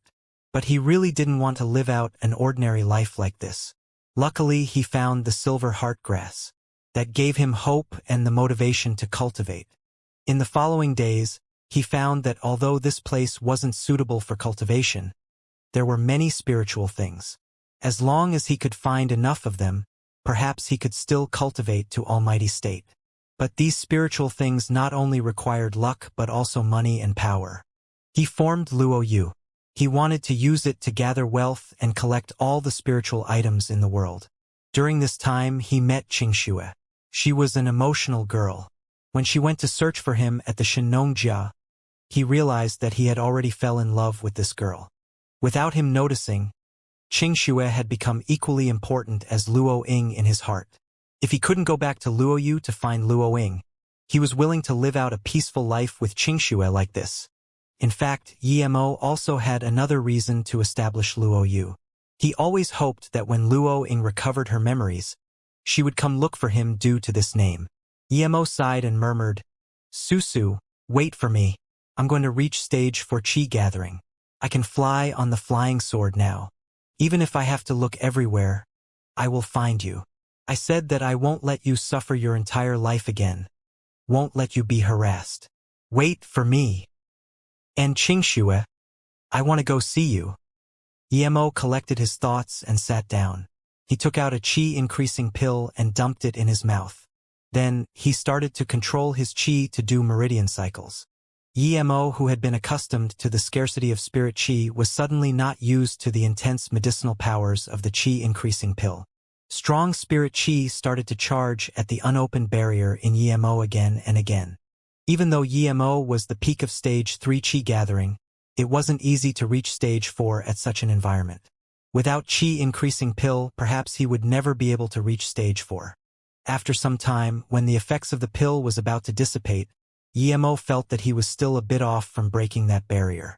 He didn't even think before eating another 3 pills immediately. The pills melted in his mouth, turning into a large sum of spirit qi and started to charge at Yimo's meridians.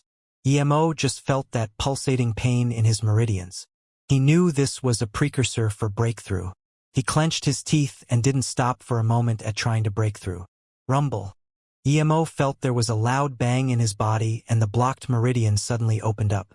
Some black impurities seeped from the surface of his body. Large spirit qi rushed into his dantian.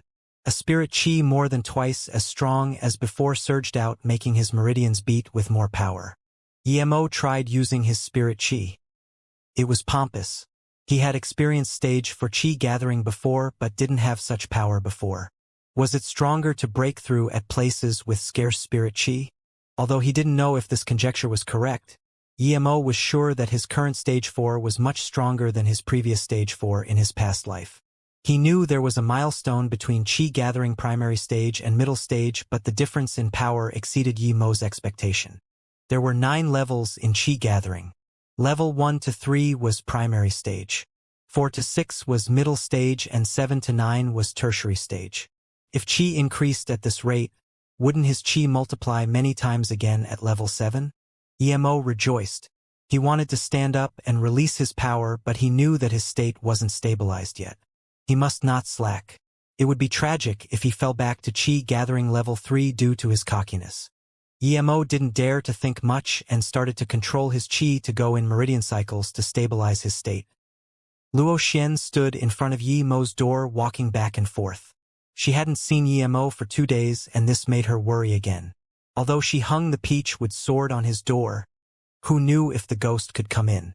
After hesitating for a long time, she finally couldn't resist the worry in her heart and opened the doors again, but what made her disappointed was that the door was still broken and the other 2 doors weren't even closed. Was he harmed already? Luo Xian left Yimo's room and sighed. She guessed that it was highly likely her neighbor was harmed. Although this guy was quite annoying, but after living with him for a week, she felt Yimo wasn't that bad. Although he liked sucking up to people, but these people were everywhere. She should have persuaded him to leave early, but she was too careless. Plus, he lived next door. Although it wasn't much use, but the more people the better. This building was too silent. Thinking about this, Luo Xian looked at the 9th floor as frost flashed across her eyes. I'll go end you tonight, otherwise, you'd be harming others if you stayed here. She had made up her mind to end that ghost. Although it was strong, she had 3 qi returning pills now. The moon was high in the sky and Emo suddenly stood up. His state was completely consolidated. At this moment, he felt that even if there was an Earth-level master in front of him, he would be a joke. Emo had a sudden urge. He took of his dirty clothes and used a few clear water spells on him. Then, his body was clean like a fetus. Emo took out a clean set of clothes from his ring and put it on his body before giving out a long sigh. Then, he took out his flying sword and under the control his qi gathering middle stage qi, the sword transformed into a huge sword that was a few meters long and 1 meter wide. Emo stood on the sword and with a long howl, the sword shot up into the sky and clouds. That excitement and thrill filled Emo's chest. He felt relieved as though he escaped a confinement. Emo darted in and out of the clouds on his sword. The wind blew his hair and clothes, but he didn't want to raise up a barrier. He liked this feeling. It was a feeling of longing and great excitement. Emo howled and the sound echoed his path in the sky. Luo Xian, who just got to the 9th floor, suddenly stopped. Did she hear Emo's howl? Was it wrong? No, it wasn't. It was at the top of the building. In desperation, Luo Xian actually forgot to search for the ghost and quickly climbed up to the 10th floor. Then 11th and 12th. Eventually, she got to the top and stood at the top. She felt relaxed as she looked at the lights in the distance. Right. I came here to find Emo. Luo Xian remembered her purpose and looked around. The roof was quiet and empty, making her feel free but lonely. Suddenly, she had the impulse making her want to fly and soar into the sky. But then she sighed. She knew this was impossible. Even her master couldn't fly. Flying, that was just a legend. Emo's clothes? Luo Xian turned around and saw a set of clothes. The clothes were dirty. It was obviously the set Emo was wearing before. So the ghost upstairs harmed him indeed. Now, the clothes confirmed her suspicion. Luo Xian actually felt a faint sense of sadness and lost. Although she wasn't on good terms with Emo, in this dead apartment block, a neighbor was much better than solitude. But soon, her eyes went cold and was no longer in the mood to stay at the top of the building. She picked up her long sword and charged down without hesitation. She went from the 12th to the 9th floor but didn't find anything at all. She felt very strange. Did the thing leave already? If she really saw the ghost, Luo Xian wouldn't be scared. She didn't believe that she would lose to a ghost. But she looked around and still didn't find anything. She actually started to feel scared. The things that were unseen were the scariest. Luo Xian no longer dared to stay on the 9th floor and wanted to go down immediately. The faster the better.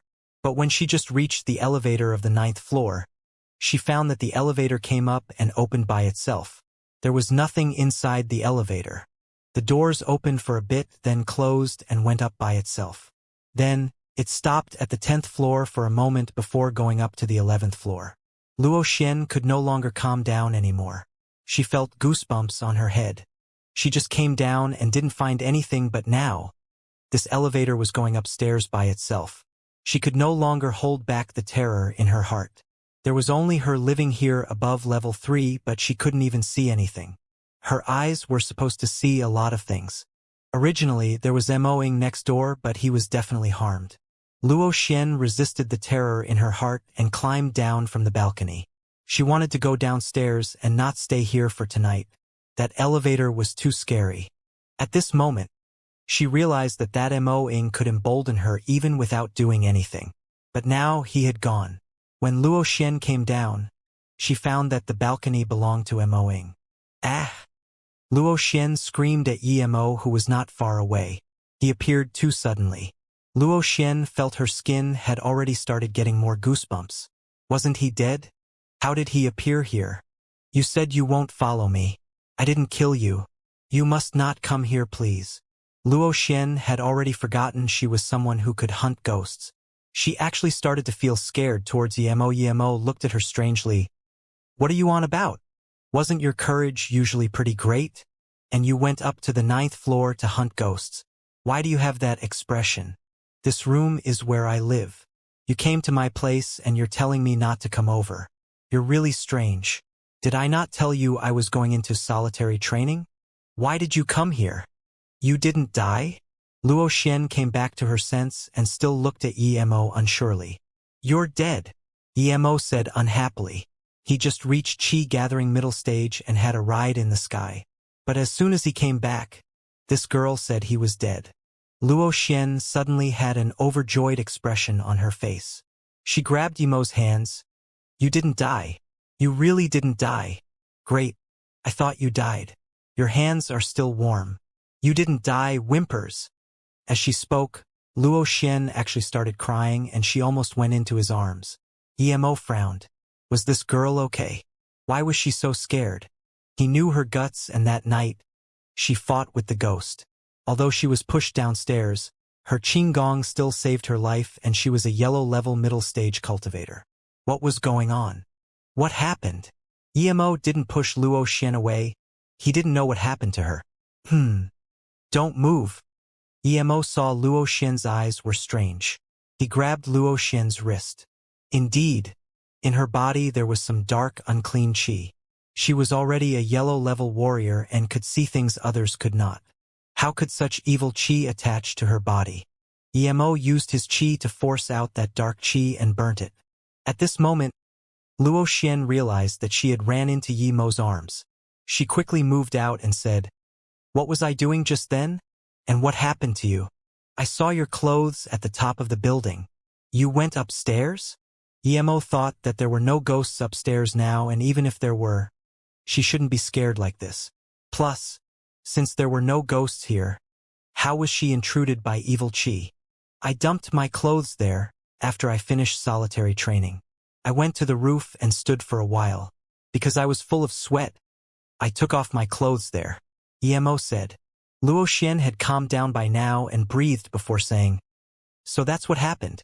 I was so scared. I thought something happened to you, so I went upstairs by myself wanting to kill the ghost to get revenge for you. But when I got to the 12th floor, there was nothing. And then, I saw your clothes and I got angrier, so I went down again, but I didn't find anything. Emo asked strangely, Since you didn't find anything, why were you so scared? He didn't ask her why evil qi got inside her body, but he felt quite grateful of Luo Xian. After all, she went to get revenge for him. Luo Xian still had some aftershock fear. I don't know. I thought I wouldn't be afraid of ghosts, but at the 9th floor, I saw the elevator go up and open up by itself. There was nothing inside. I didn't see anything, but then the elevator continued up to the 10th floor. Then, I became scared and jumped down immediately. I was prepared to leave, but I saw you. Emo frowned and murmured to himself. So the elevator moving has nothing to do with that woman. What was going on? With what woman? Luo Xian asked. Emo waved his hand. Nothing important, but luckily you came down early. If you came down a little later, perhaps you wouldn't be able to come down. Amazing. Even I didn't notice this. Mo-ing, tell me. You live here and you're not afraid of ghosts. And you said even you didn't notice. Are you a disciple of the Mao Mountain? At this moment, Luo Xian also knew that Emo was no ordinary person. She was almost harmed living here, but a normal person could live here so freely? That wasn't normal. Emo nodded seriously. I'm an immortal. Ghosts are insects in my eyes. Normal ghosts who see a master like me ran as far as they can. Pushed. Luo Xian heard Yemo's bullshit and felt much better. After saying that, Yemo also felt a little embarrassed. That night, when he went up to kill the ghost, the elevator also moved up by itself, but he didn't notice anything. It was obviously bullshit saying that ghosts ran as far as they could when they saw him. Okay, you go back to sleep. I'll go up and have a look, Yemo said. He really didn't believe something could hide right under his nose. Don't. Although the bleak qi inside Luo Xian's body had been burnt, the lesson she learnt tonight was too big. It allowed her to understand that although she was a yellow-level martial artist, there were a lot of things she couldn't control. She still thought that although Yemo had some small capabilities, he was still far from her. Even she almost couldn't come down. If Yemo went, he would be dead for sure.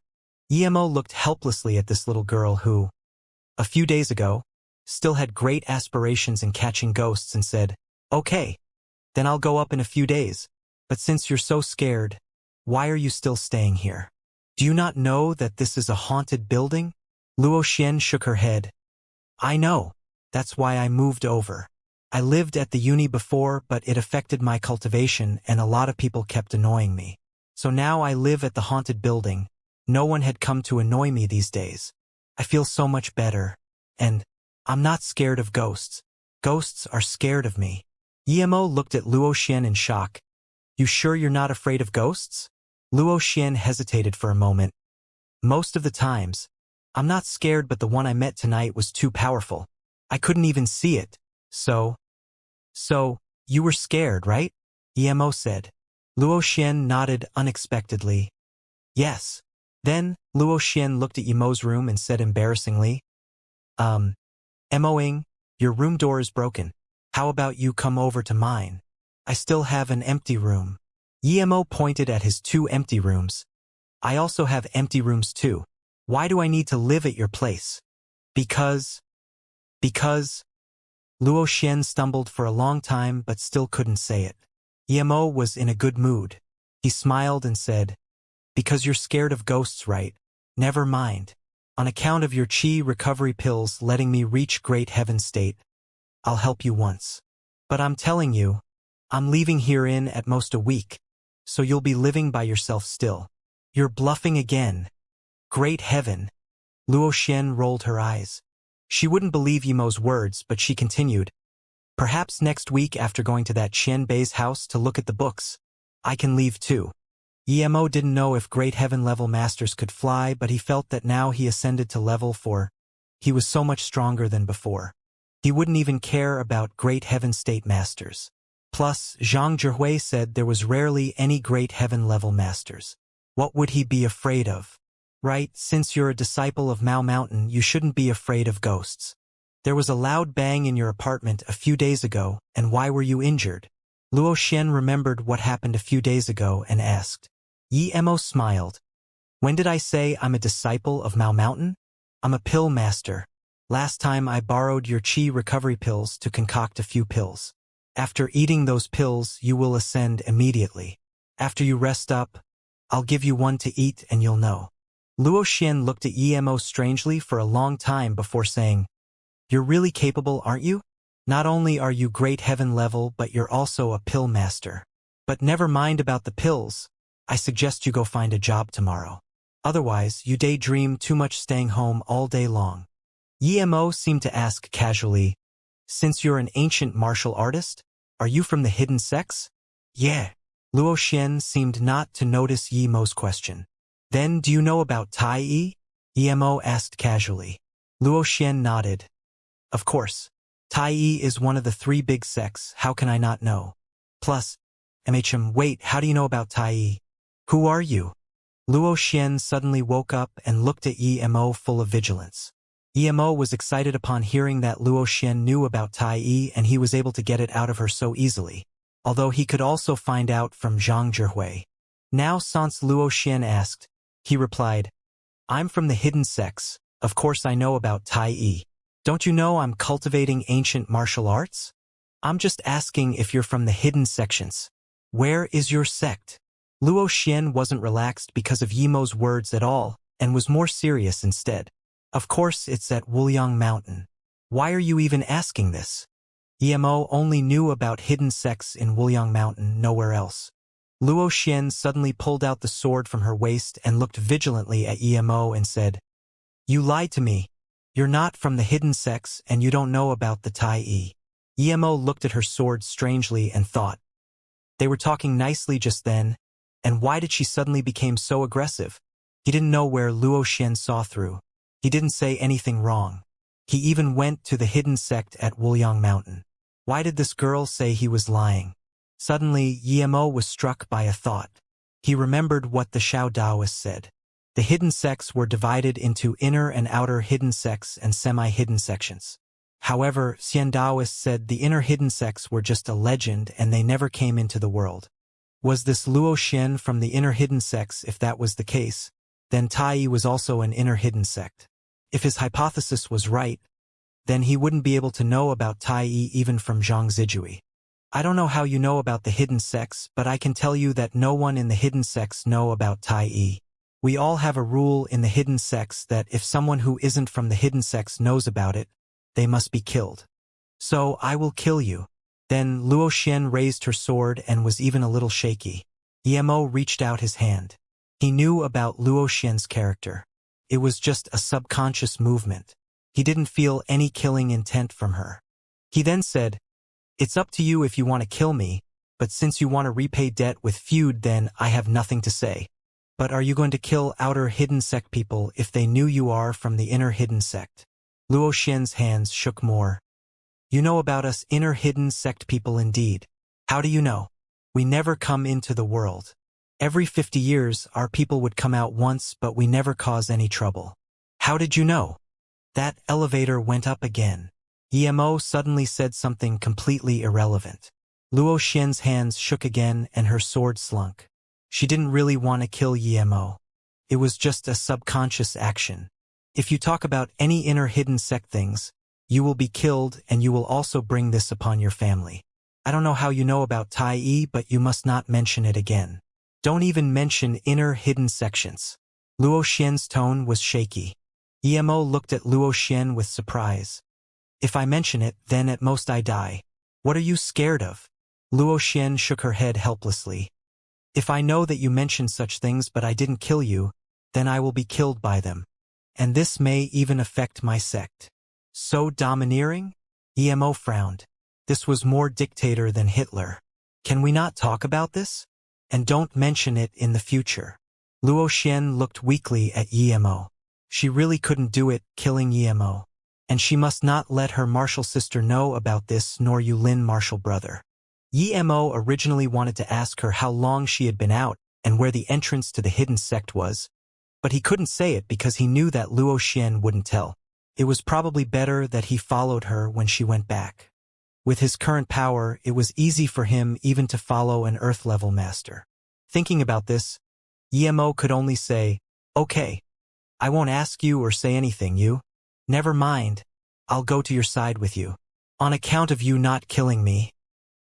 Going back to her house, Luo Xian was in a low mood and went to sleep immediately. Emo took out the only supplementary ingredients he had left and made a cauldron of lotus life seed and some more face-preserving pill. After reaching stage 4, his success rate increased greatly. After the pills were ready, Emo packed and saw it was still 3 a.m. in the morning. He was prepared to go upstairs and see what the thing that made the elevator move was. He went up the elevator and scanned again but still didn't find anything. "Why don't you sleep?" As soon as Emo walked to the balcony, Luo Xian came out and asked. Emo studied Luo Xian. She wore her clothes neatly. He asked strangely, "Are you not going to sleep as well? Where are you going tonight?" "I slept for a while and was worried, so I got up." Luo Xian hesitated and said, "I already said I won't say anything. What else are you still worried about? But I might leave tomorrow. I can't stay here anymore." "When are you preparing to leave?" Emo was going to get revenge with Earth Fiend first. They dared to mess with him. He wouldn't let them go like this. "It's not that, never mind. It's not related to you," Luo Xian said despondently. Emo didn't want to care about this girl's business and took out a qi-increasing pill and gave it to Luo Xian and said, "Eat this pill. I can guarantee that your power will increase by 1 stage. My pills are very precious. This one is worth 8 of your qi recovery pills. I only used 8 of your pills." Luo Xian took the pill and smiled. "Okay. Since you say it's worth it, then it is. It was my fault before. Anyway, I won't eat it now. I'll eat it when I get back." Emo shook his head and said, "No, you must eat it now. First, it's too precious. Secondly, I'm a pill maker, and if something is wrong after you eat it, I can help." Luo Xian frowned and looked at the faint red pill and hesitated. "You're not trying to do something to me, are you?" Emo said speechlessly, "Okay. Since you think I'm harming you and you don't want me to pay you back for your pills, then give the pill back to me. I'm going. Don't be so stingy. I'll eat it." Seeing Emo reach his hand over, Luo Xian dumped the pill into her mouth. She originally wanted to taste what it tasted like, but it melted immediately. A burning sensation went across her meridians, making her feel shaky. She looked at Emo uncertainly. Was he trying to harm me? Although she knew that Emo had a lot of flaws, but her perceptions of people were accurate. She never saw any ill will from Emo's eyes. What was this? Hurry up and sit down and make this power yours. This is your only chance. Emo's voice sounded just in time. In the desperation of the moment, Luo Xian did what Emo told her, and she suddenly felt that hot power turned into inner qi while opening up her meridians. Was this pill really that precious? Luo Xian didn't dare to keep thinking and focused all her attention on controlling this power. Although 4 of qi increasing pills were needed to make Emo reach level 4, 1 was enough for a yellow level girl like Luo Xian. Luo Xian just felt her power surged up rapidly. Soon she reached from yellow level middle stage to yellow level tertiary stage, but the power of the pill was still potent. If she didn't continue digesting this power, she felt that she was going to burn. After reaching yellow level tertiary stage, her power surged again, reaching the peak of ladder stage, black level primary stage peak, before finally calming down and finished being digested by Luo Xian.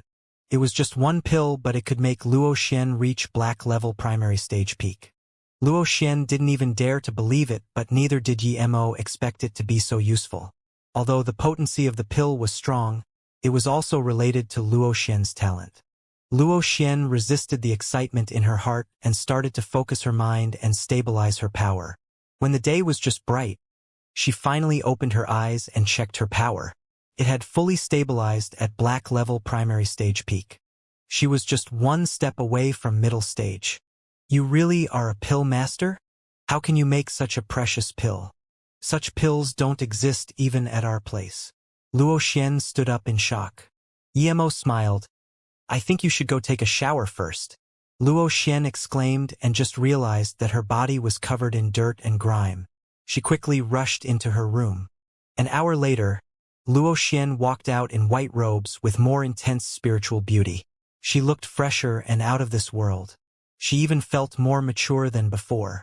If an ordinary person stood next to Luo Xian, she would feel embarrassed. Emo was no normal person, of course. He looked at Luo Xian with spiritual and ethereal temperament and said, "Your cultivation method is not bad. You actually have some immortal essence to you. It's much better than normal cultivation methods." At this moment, Luo Xian knew that Emo was not an ordinary person at all. She walked in front of Emo and bowed. "Emo brother, thank you. I know that you're no ordinary person. Please forgive my insolence.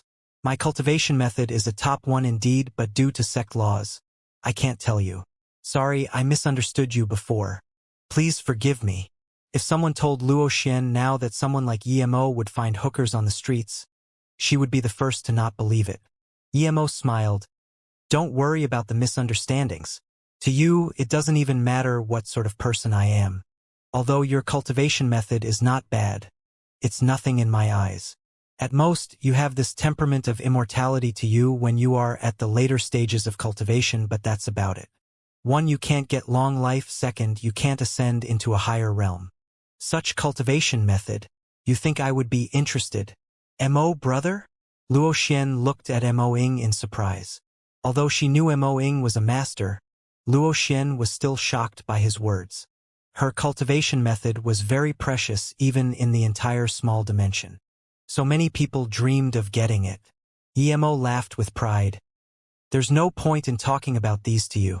If you are willing to tell me where you guys are or tell me how to get in, I will also give you a face-preserving pill and lotus life seed. Do you know what face-preserving pill is?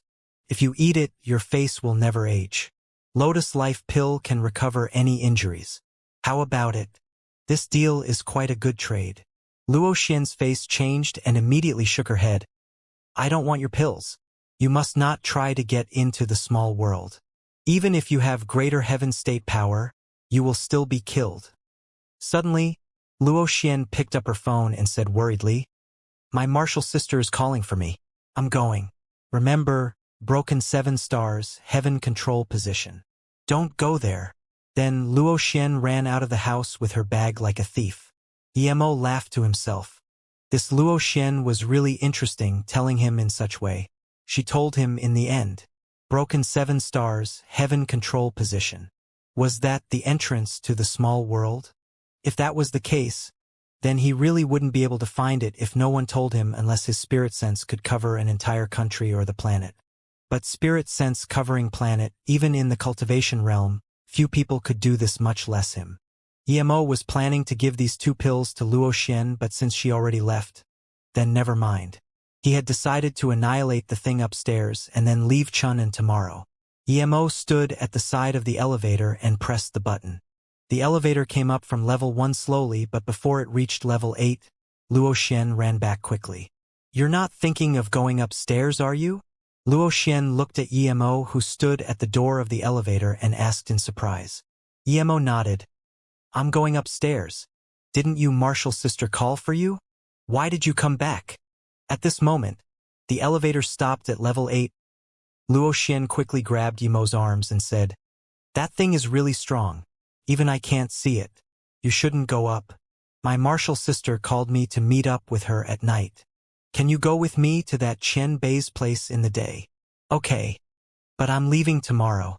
Are you not scared to live here by yourself?" Emo asked. Luo Xian shook her head. "I might leave tonight.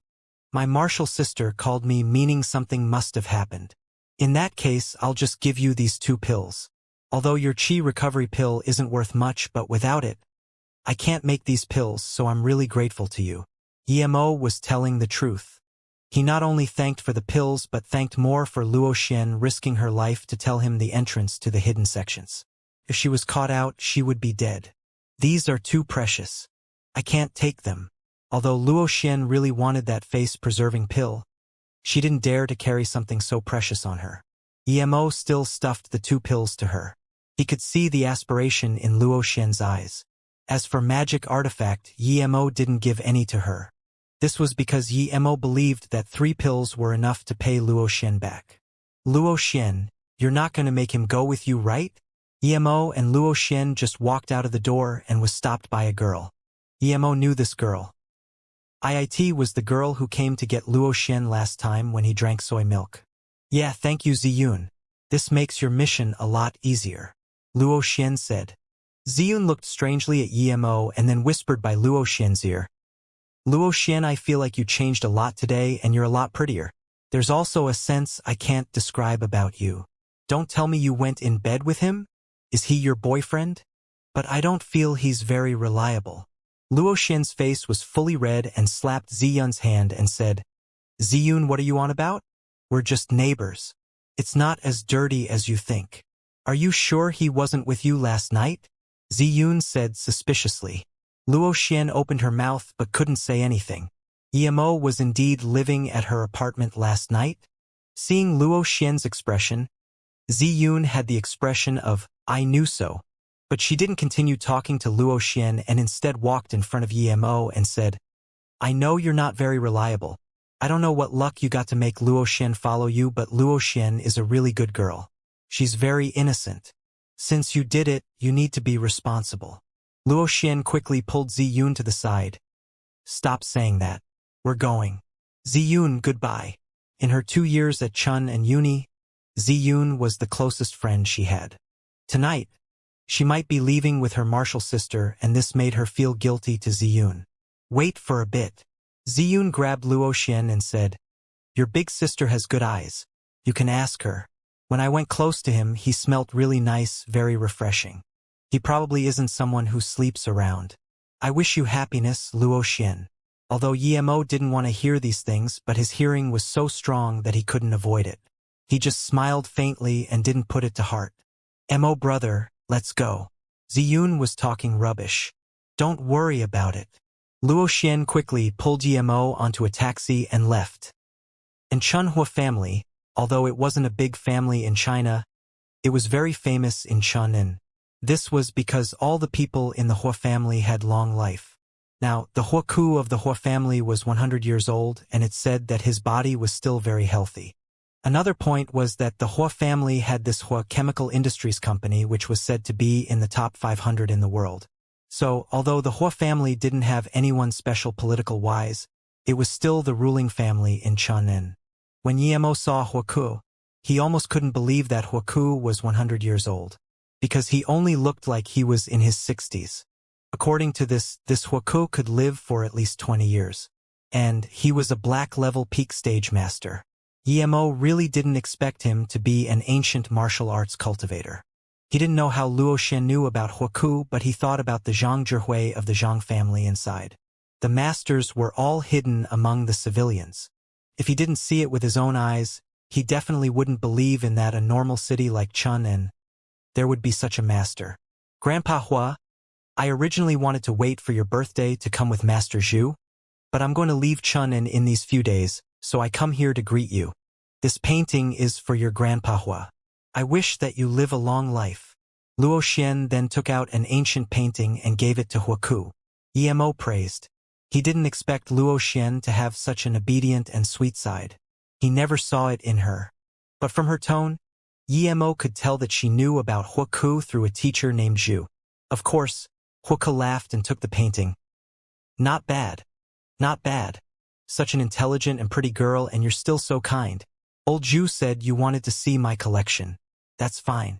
Come, I'll take you to the library. After you see the books, then we can have a chat. Who is this? Huoku said and looked at Yemo. Luo Xian quickly explained with a blushing face. Oh, Grandpa Hua.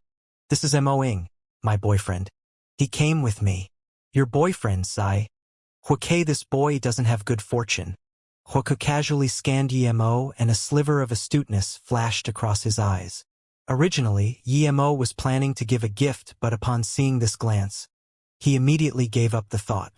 This old thing actually had some killing intent in his eyes the first time he saw him. Yemo sneered. He finally understood why Luo Xian wanted him to come and even said that he was her boyfriend. It was not just Huoku that had intentions for her. Even Huoku, this old fart, wanted her. Otherwise, why did he have such killing intent when Luo Xian introduced him? Seeing that Yemo just smiled plainly and didn't show any customs, Luo Xian quickly pulled Yemo behind and said, Grandpa Hua, Mo Ying doesn't really like to talk. Please don't mind him. Haha, it's fine.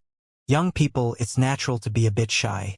Come, I'll take you to the library.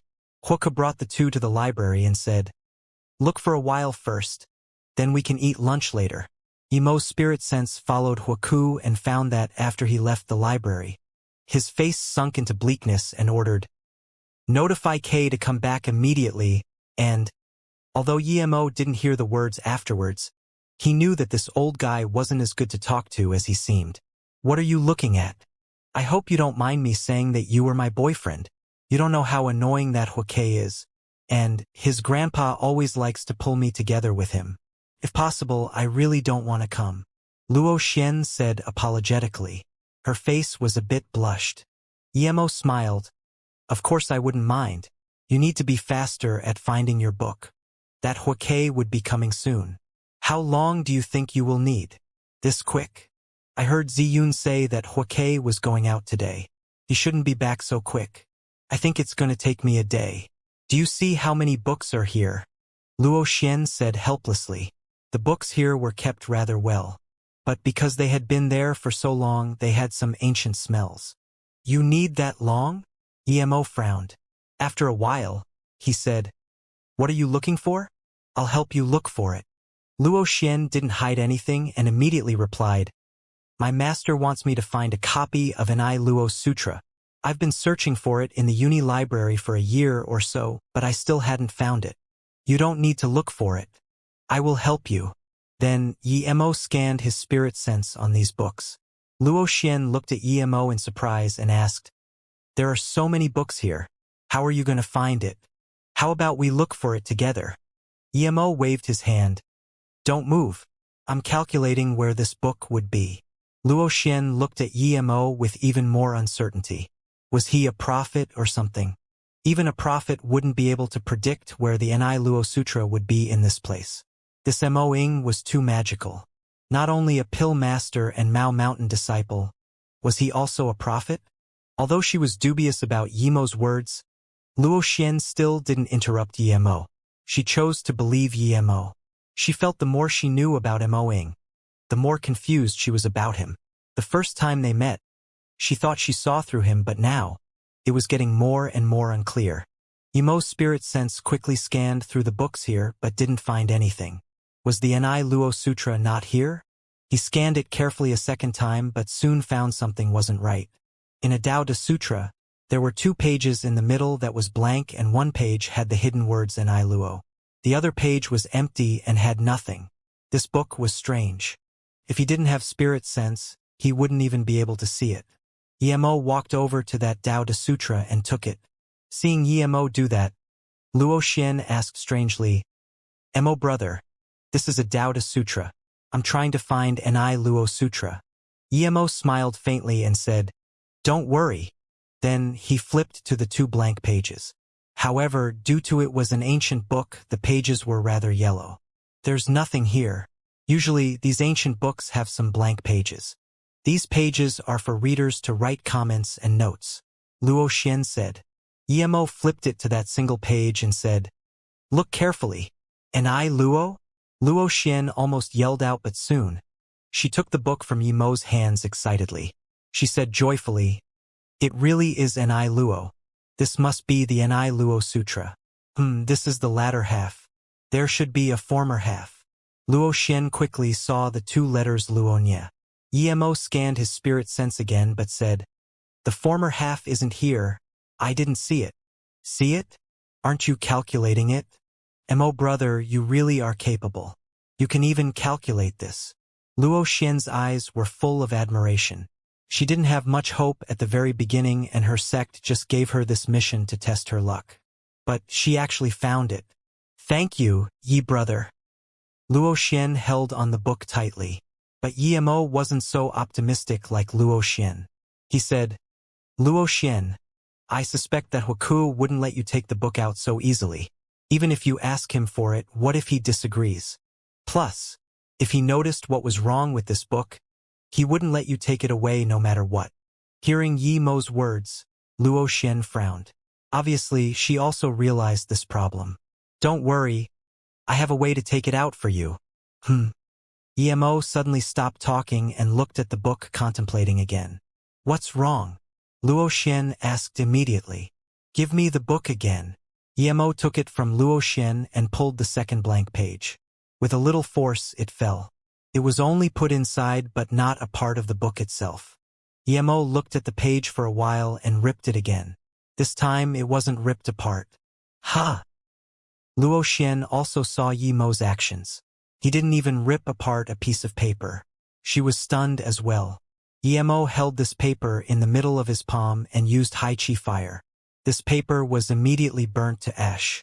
A golden paper with similar size to the peiju appeared in Imo's hands. "What is this?" Luo Xian asked in amazement. Although she didn't know what this was, she knew that this extremely thin golden paper was very valuable. Imo was very shocked.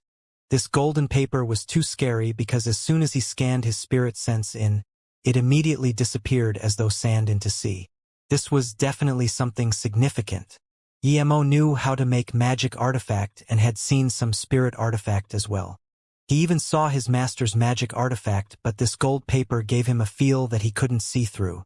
This thing must be more valuable than all spirit artifact. Imo even thought this was a spirit relic.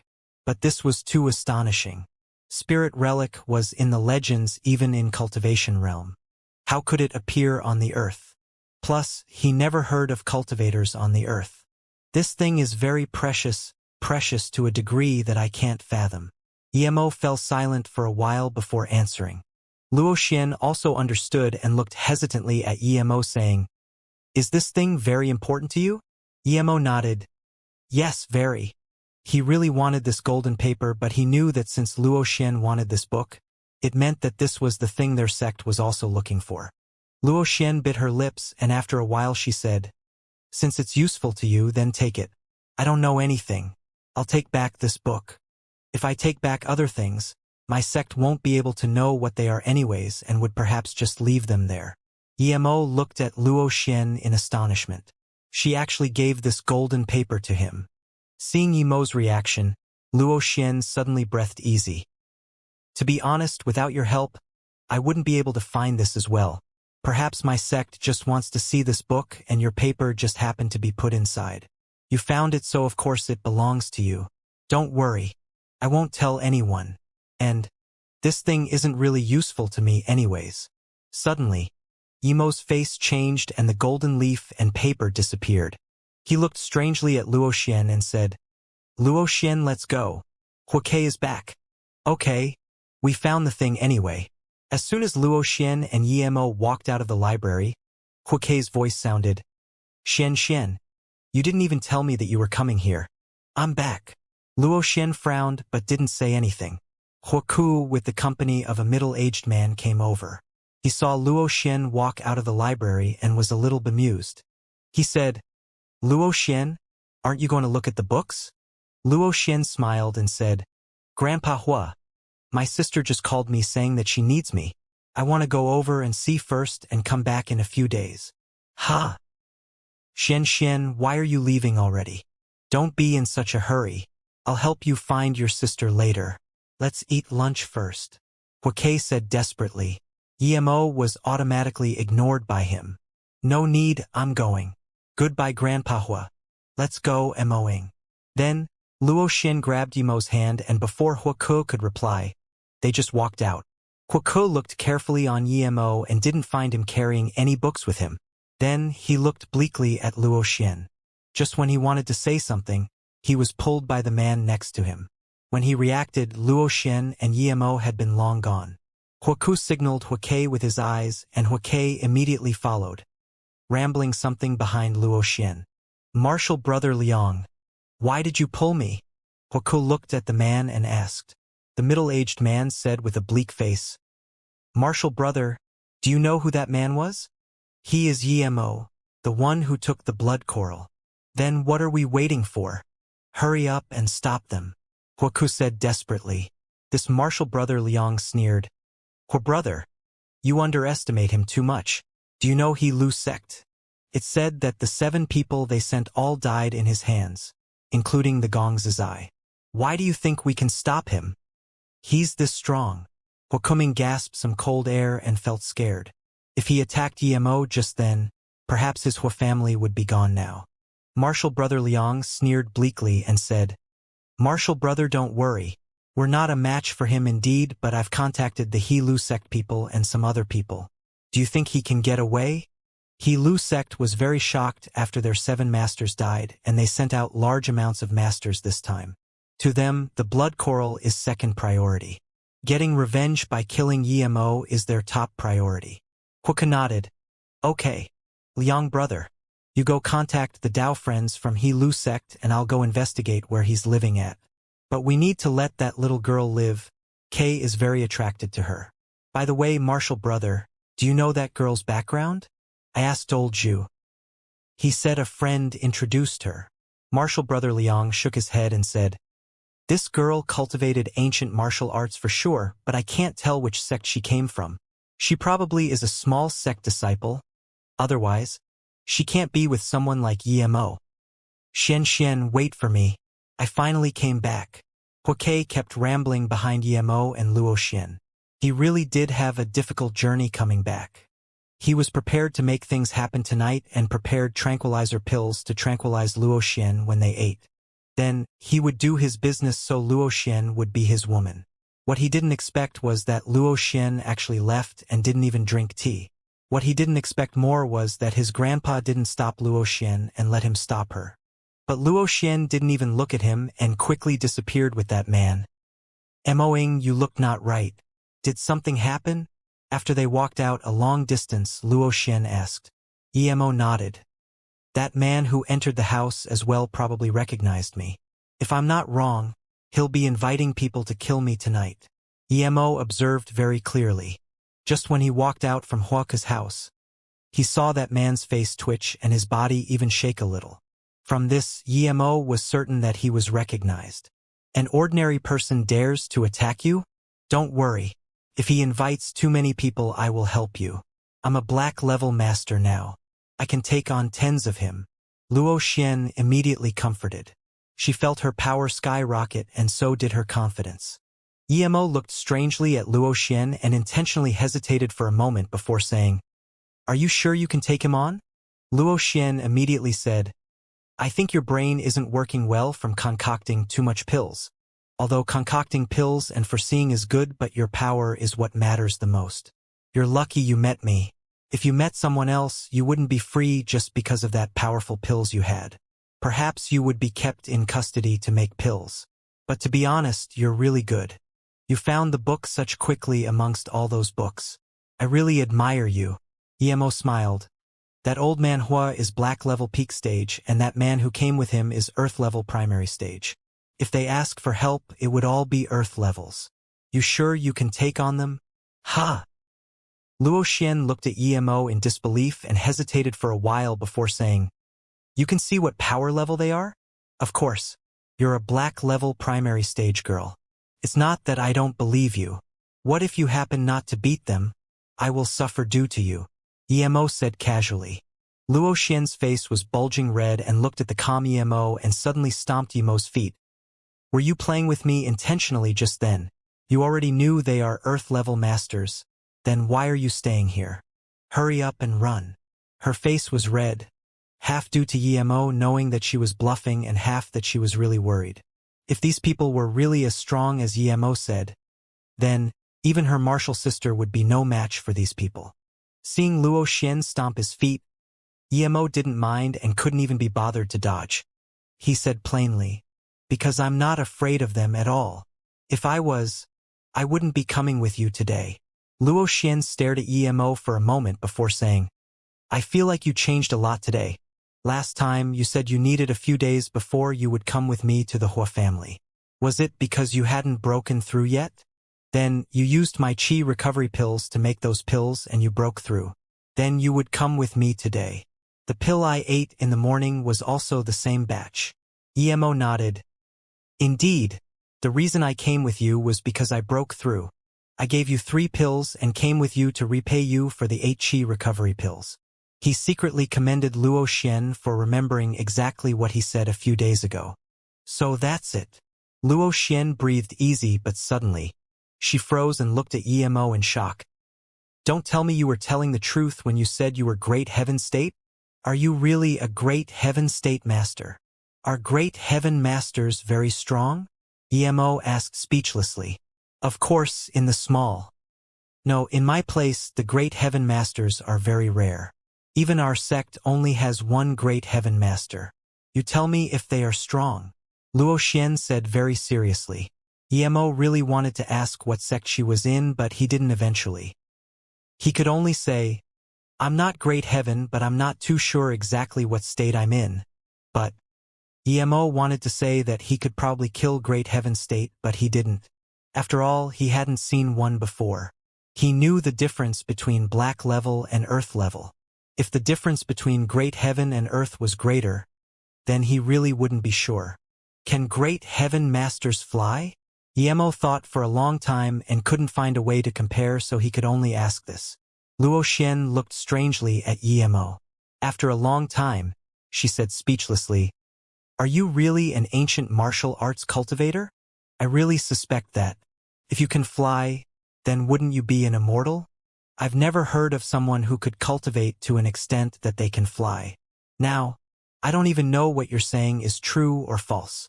Luo Xian really didn't know. If Emo liked to lie to people, the pills he gave were real, and he could find the Luo Ni Sutra. This meant that Emo was no ordinary person. But sometimes his words didn't sound so reliable. Emo, however, nodded. "If they can't fly, then they should be no match for me. If I want to kill them, it shouldn't be too hard." Luo Xian rolled her eyes at Emo. "You speak as if you can fly. I won't talk smack with you now. We should go to the school quickly and find the former half of the Ni Luo Sutra. Then I'll take you to my martial sister. Those people shouldn't be able to find us there." Emo was speechless. He thought to himself, I really could fly though, but he didn't need to tell Luo Xian that. After all, she and him were not people of the same world. The small world she was in should have some spirit grass. After he was done with the things outside, he would go to the small world and get revenge from Tai Yi while getting some spirit things. The two got off the taxi at Chun, and Uni Luo Xian suddenly stopped and thought of a key question. Yi Mo saw Luo Xian's strange eyes and asked, "Why are you looking at me?" "Not right, you said they recognized you. Is your name fake too? And why were those people hunting after you?"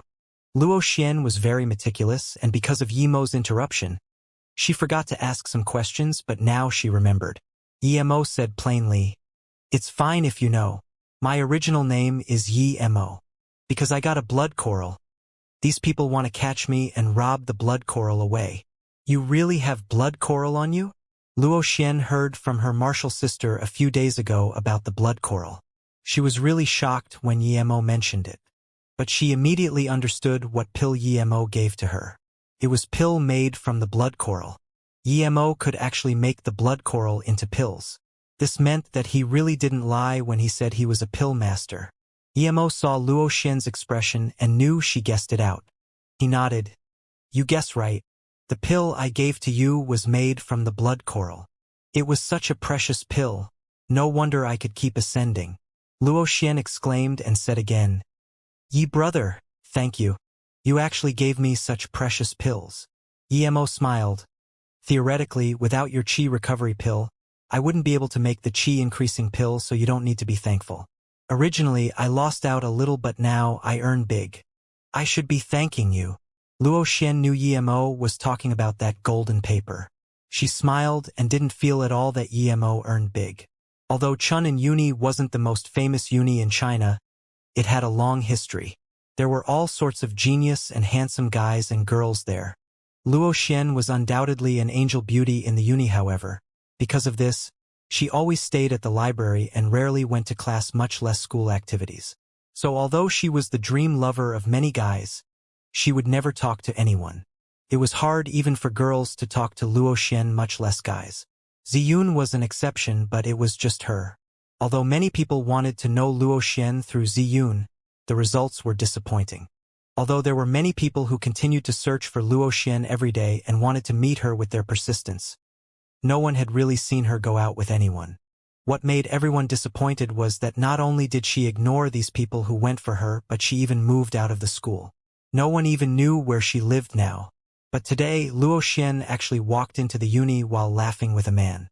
This made all the guys drop their jaws on the ground. Although the guy looked not bad, he wasn't handsome to a heavenly shocking degree. How did he take down the angel of Chun'an? Yi Mo felt strange that so many people looked at him when he walked into the uni. The eyes didn't seem very friendly. Luo Xian smiled. She knew what was going on, but she didn't need to explain such things to Yi Mo. Although Yi Mo seemed the same age as these students, in her view, his inner character and knowledge were far superior. She felt she couldn't see through Yi Mo at all. She believed she was quite beautiful, at least she didn't see anyone prettier than her, but being with Yi Mo, she didn't feel like she was pretty at all. This was because Yi Mo never looked at her with those admiring eyes, nor did he say any flirty words. His eyes were always clean and without any other thoughts. Just when Yi Mo wanted to ask where the library was, there was a rambling at the school entrance. "There are people fighting." A few students yelled and everyone rushed over. To these extremely bored students, such events were rather interesting. Yi Mo didn't want to go, but Luo Xian said, "The one fighting is a martial arts cultivator." A martial arts cultivator would be fighting at school entrance? Yi Mo also looked over. He knew both the fighters. He didn't expect to meet Su Ping here. Yi Mo didn't even think and walked towards the school entrance. Luo Xian also followed Yi Mo. Wu Xinjuan was smacked to the ground, unable to get up. His two followers were also on the ground. The man hitting didn't stop and kept kicking with his leg. Young Master Wu cursed. What bad luck he had been having, always getting beaten up. Yi Mo walked over and stopped the big man. "Su brother, I thought I would only be able to see you a year later. I didn't expect to see you here.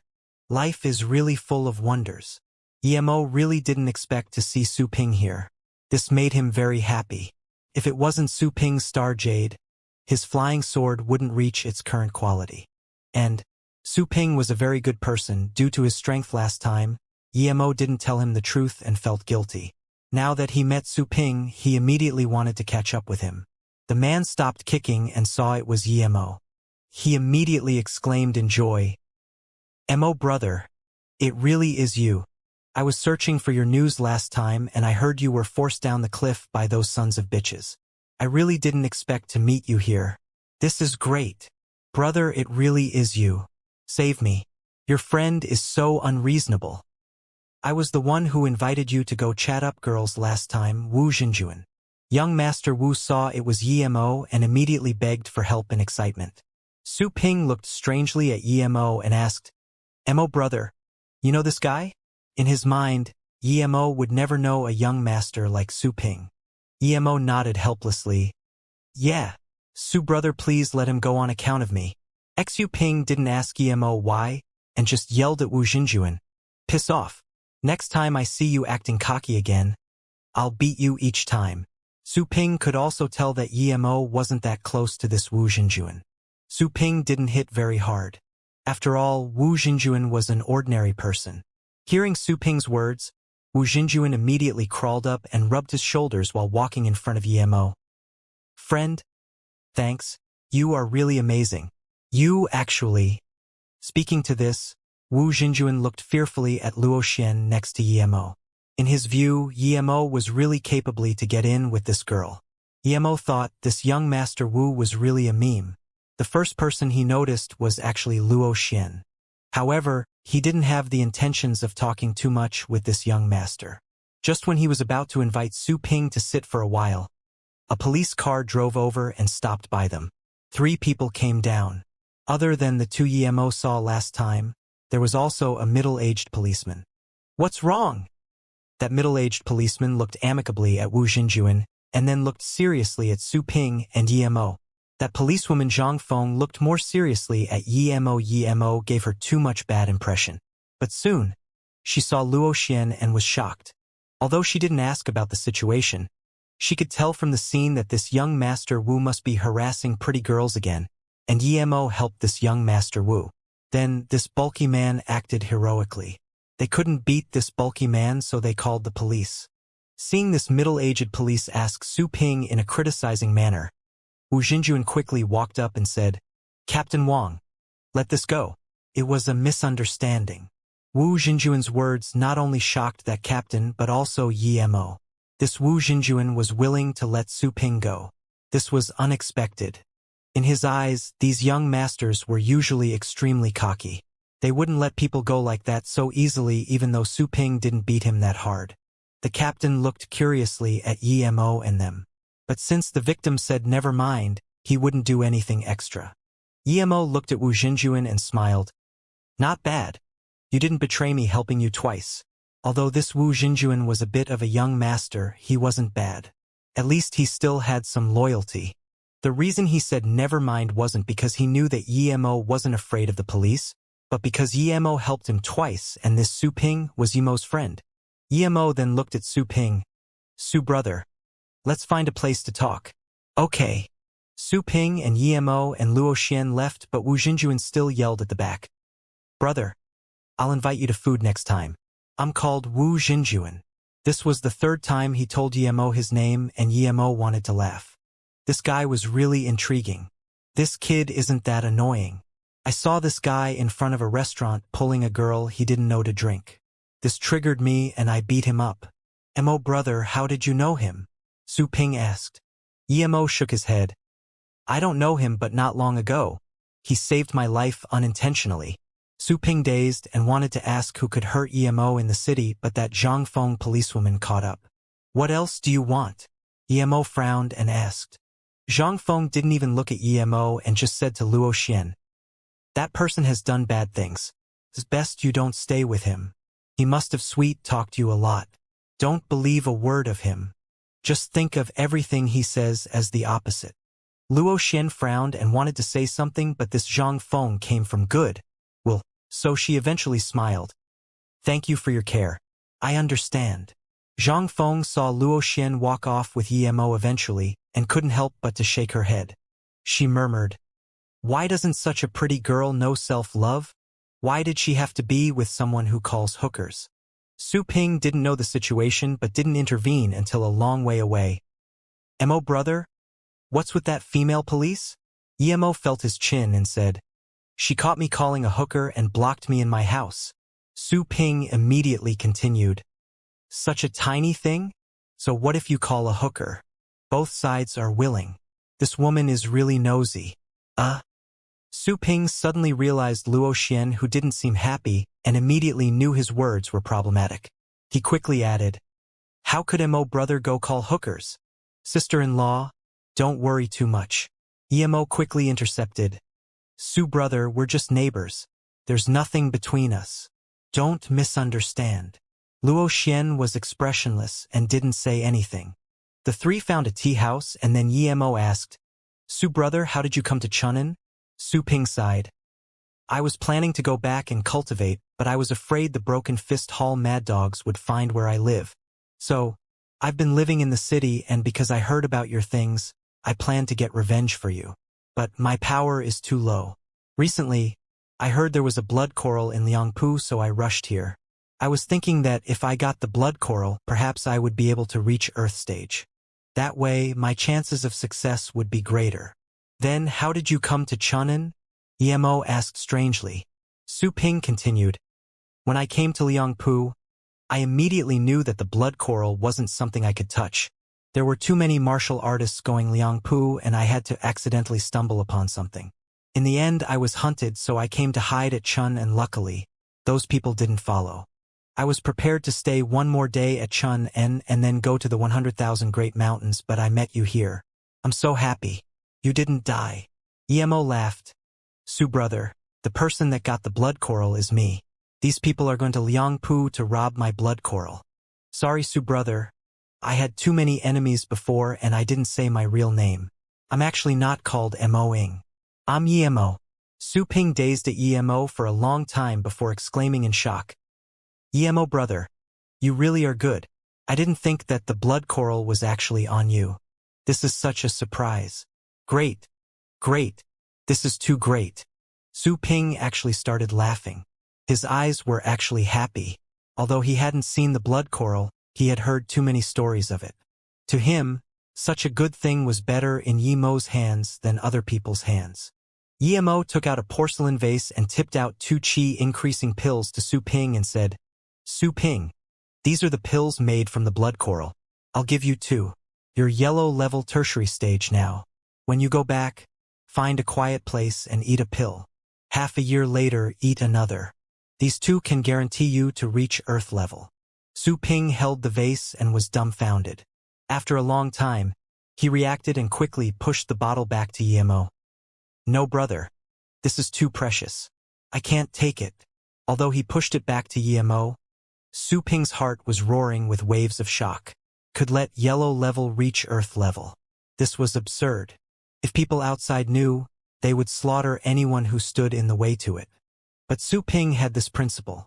Although he desired for this pill, he knew that with his relationship to Yemo, this was too precious. Yemo pushed the bottle back and said seriously, "Su brother, if you look down on me, then don't take it. You were willing to avenge me after hearing about my death. Giving you these 2 pills is nothing. Even the essence increasing pill to reach great heaven states I can help you get, much less these 2 qi increasing pills. Plus, if it wasn't for your material, my flying sword wouldn't be able to be completed. If we're talking about owing, then it's me who owes you." Luo Xian looked at the 2 in shock. A pill to reach Earth level, and he gave 2. She knew the value of this pill because she had 1. And these 2, one was giving it away and the other didn't want it. What was flying sword?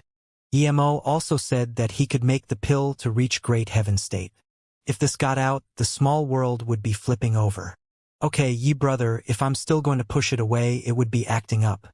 If ye brother you don't mind, we'll do what they did in the ancient times and swear as brothers." Su Ping no longer rejected and took the pills. Whether it was real or fake, Emo was someone who could become brothers with in his eyes. Emo stood up. "Of course. Let us be sworn brothers here today. I have a big brother called Xiao Changdong. Although Xiao brother isn't here today, let us swear in brotherhood together." Su Ping also stood up and said, "Sure. A man whom you can call big brother definitely is a true man." The 2 used tea as wine and became sworn brothers.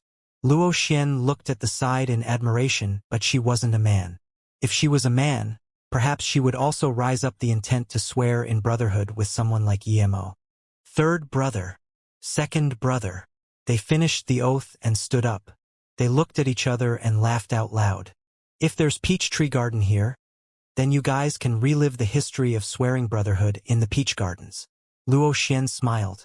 Luo Xian approved of Yi Mo from the bottom of her heart. Regardless if he could make the essence-increasing pill, from how he could casually give Su Ping the qi-increasing pill, it meant that he was no ordinary person. Plus, with her knowledge of him, Yi Mo was indeed a mystery, but he seemed very generous. Yi Mo took out a curved sword he made before and gave it to Su Ping, and then gave him 3 lotus life seeds and said, "Second brother, I made this sword for you. Try it out and these pills. No matter how serious your wounds are, as long as you haven't died, you can recover from it. Take these." Su Ping took the curved sword and tapped it on the corner of the table. The table corner fell off immediately. He looked at the sword in surprise. Good sword, good sword. I didn't think third brother you can craft weapons as well." Luo Xian saw that the sword in Su Ping's hands was this sharp and was also taken back. This sword could be called God's weapons. Yet Yemo gave it away again so easily. Yemo saw Su Ping take these things and then asked, "Second brother? What did you hear about? Why were you forced to Chun in?" Su Ping said hatefully, "It's the He Lu sect people. These bastards are too atrocious. A few days ago, I heard that they were going to Beijing to exterminate the entire Yi family to get revenge. I just walked past. Of course I won't care about such thing." "What?" Yemo stood up abruptly and his eyes were full of killing intent.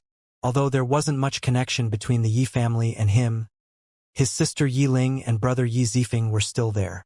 These He Lu sect people wanted to bring his family into this. They didn't want to live. "Third brother you? Are you from the Beijing Yi family?" Su Ping suddenly woke up. Yemo's face was bleak like water as he nodded.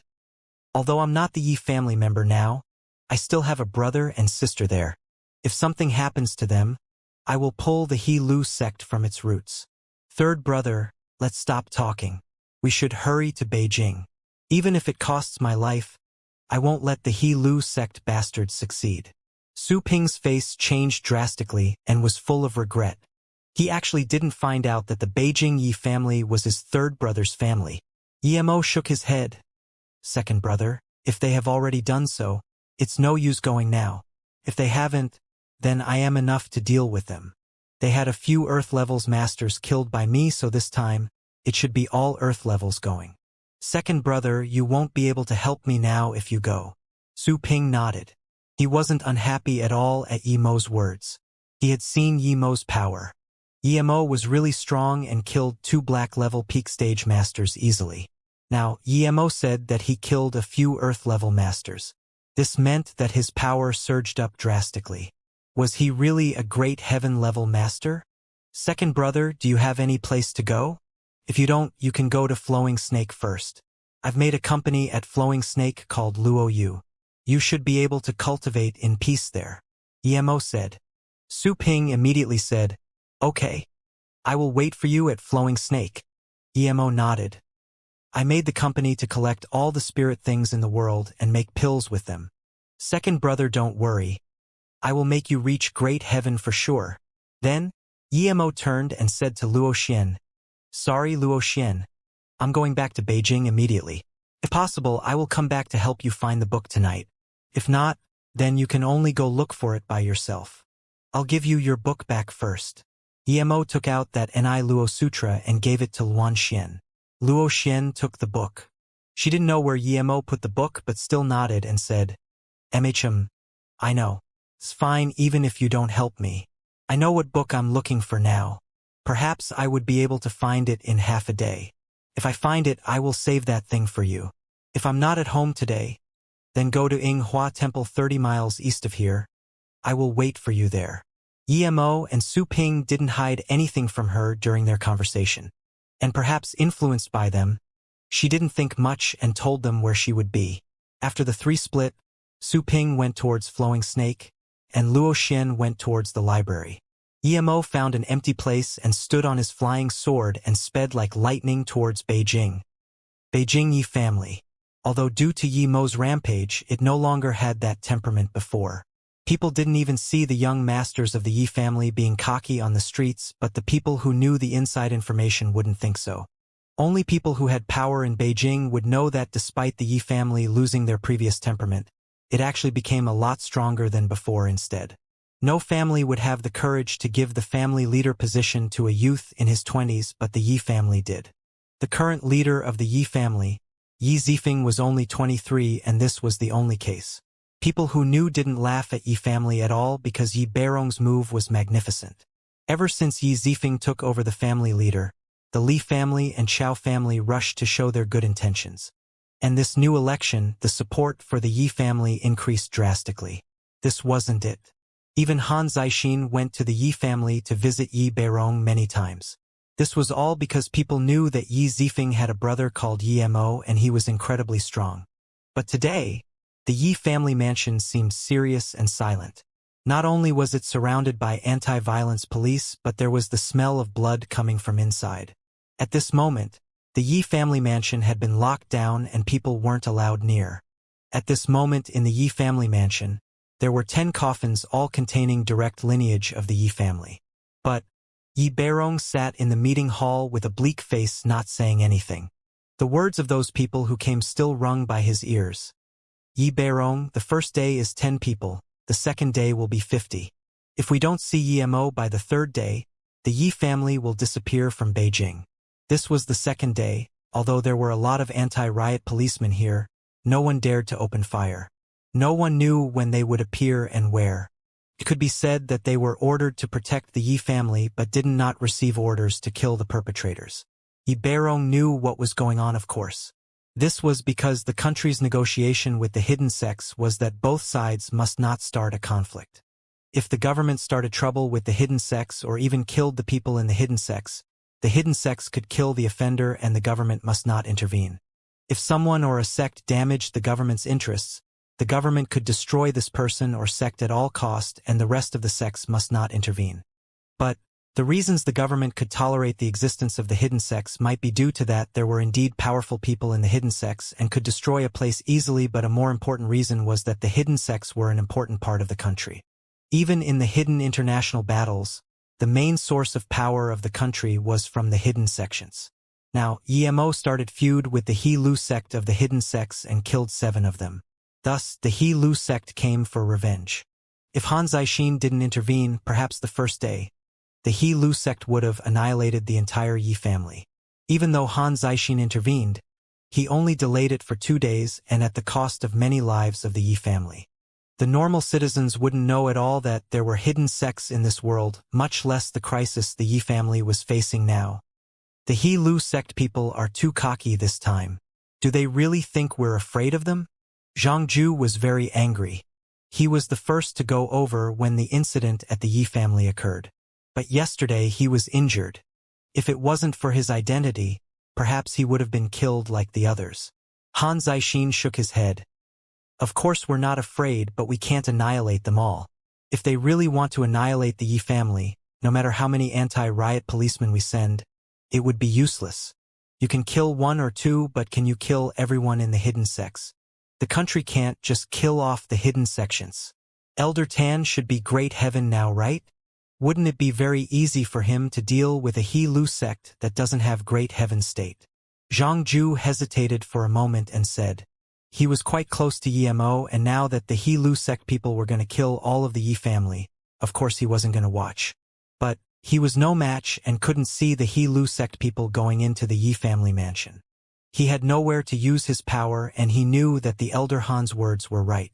If they really wanted to kill off the Yi family, there was no use even if they guarded the mansion every day. Han Zixin didn't answer Zhang Ju's question directly and said, Elder Tan also came from the hidden sects, so did Elder Feng. Plus, there are many masters in the hidden sections. Who knows if they have great heaven-level masters or not? Plus, the hidden sects have always had contributions to the country. If we completely side with the Yi family on this, it's not suitable. But the Yi family was different from the O family. Elder Tan wouldn't ignore it. He would probably persuade the He Lu sect to let the Yi family go. However, Yimo haven't appeared now, so he can't really say it yet. Humph, the Yi family is too cocky. That Yimo dare kill multiple people from the He Lu sect. I heard that the Broken Fist Hall was also annihilated due to him. If this Yimo doesn't give us an explanation, I won't intervene with the Yi family business. A cold voice sounded and Han Zixin and Zhang Ju were shocked. Zhang Ju immediately went into the mansion and checked and then came out. That was Elder Tan, he probably came and left. Han Zixin frowned and after a while he sighed. Yimo killed too many this time and angered Elder Tan. Zhang Ju, don't contact him anymore. Even if Yimo came back, it wouldn't help at all but only get himself killed. Yi family, sigh. But hearing what Elder Tan just said, as long as Instructor Yi comes, he will help mediate the situation. Zhang Ju immediately said. Han Zixin shook his head but didn't say anything. Zhang Ju didn't understand Tan Jiao, but he did. Tan Jiao was very loyal to the country, but so was he to the hidden sect. It was impossible to let someone like him let go Yimo, who killed many people of the He Lu sect, which was one of the 6 big sections. And according to him, the Broken Fist Hall also fell in Yimo's hands. Could be seen that Tan Jiao already had prejudice against Yimo. This time, he was going to use the He Lu sect to kill Yimo. At this moment, in the Miyang Lake in Beijing, inside a bamboo building, there were 2 elderly men in their 50s sitting opposite to each other. Beside them stood a woman about 25 to 26 years old. This woman seemed very elegant and peaceful. Elder Tan, after a year of solitary training, your temper seemed to have grown. Are you really going to let the He Lu sect people kill off the Yi family? The man wearing gray robes asked worriedly. Another lean-built man with white tops sneered. This Yimo is too arrogant and very cruel. Yuan was quite possibly murdered by him. I even suspect that he annihilated the Chao family, but Han Zixin is helping him, saying that the Chao family incident isn't related to him. This time, not only did he annihilate the Broken Fist Hall but also killed multiple people of the He Lu sect. If I'm still going to keep him alive, how will I face the Dao colleagues in the hidden sect? The gray-clothed man sighed. The president has spoken. The Yi family's situation is different from the O family and Song family. The 2 are suspected of selling the country, but Yi family isn't. If we annihilate them, the president wouldn't allow this to happen. Our Great China just suddenly have one of its big families being exterminated. Even the Song family is living well in another province. Plus, the president has a good impression of that Yimo. Tan Jiao's face sunk. Io Song Yoni. This will be repayment to him. I didn't expect in our time of solitary training such a monster appeared. I will talk with the president.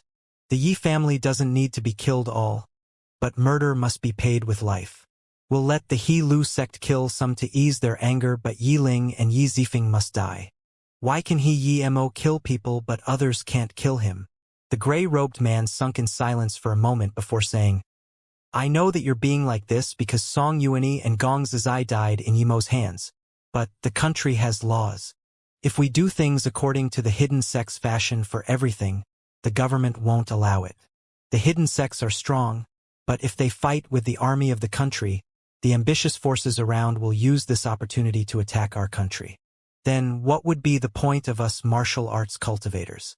What face do we have to go see our ancestors? Seeing the bleak-faced Tan Jiao, the gray-robed man said again.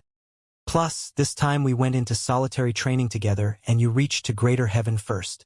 Could be said you're at the pinnacle of this world. The more powerful you are, the more careful you need to be, or one mistake is the endless pit. Wait another day. If Yimo still doesn't come back today, Yi Ling and Yi Zifeng must die. As for the others, we'll have to see what the He Lu sect people say. Even if the He Lu sect people planned to come, it wouldn't be now. They would wait till night. Tan Jiao said. The gray-robed man said disappointedly. I heard old Hans say that Yimo is quite a valuable person, but he's just too aggressive. He needs to learn a lesson. Young people, too much arrogance. Second uncle, how about we let Yi Ling and Yi Zifeng leave first?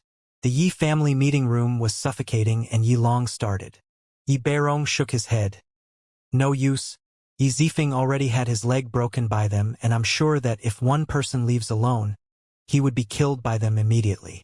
Although we don't see them anywhere, as soon as one of us goes out, they would come out. I won't go. My brother will definitely come back after he hears news of this. Yiling rubbed her red eyes and said. There was a clear palm print on her face. Yesterday was a disaster to the Yi family. If Elder Han didn't come, who knew how many more they were going to be killed? Second brother just said one sentence and had his legs broken.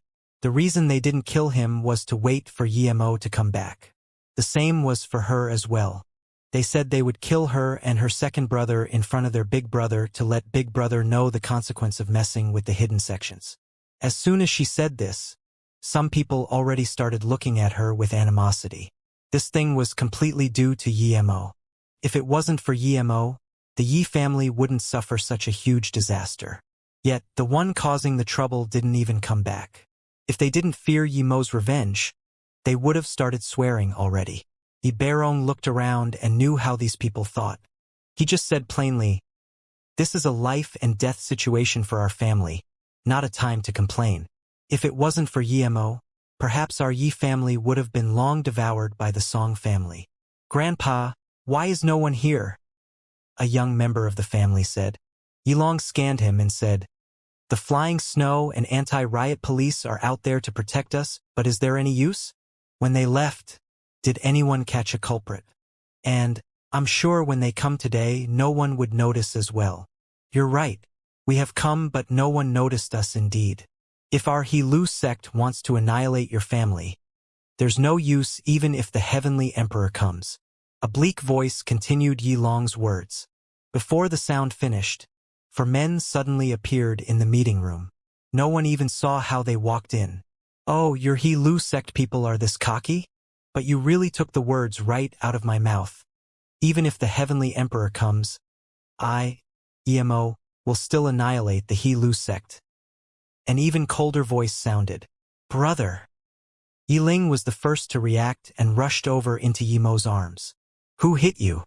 Yemo saw the red and swollen face of Yiling and immediately surged with fury. At the same time, he put his hand on Yiling's face and with the use of qi, the internal blood was removed and soon, her face recovered to be smooth. The 4 looked at Yemo and a sliver of surprise went across their eyes. They also don't know when Yemo came in, but they reacted quickly. They immediately split into 4 cornering Yemo. They were thinking that Yemo should be in Chun and now. How did he appear in Beijing? But since he came, he wouldn't be able to leave. "I hit her, and I also smacked out her 2 teeth, so what? Oh, I forgot to tell you. I also broke that Yi Zifeng's leg. This wasn't it. You saw the 10 coffins outside? They were all killed by me.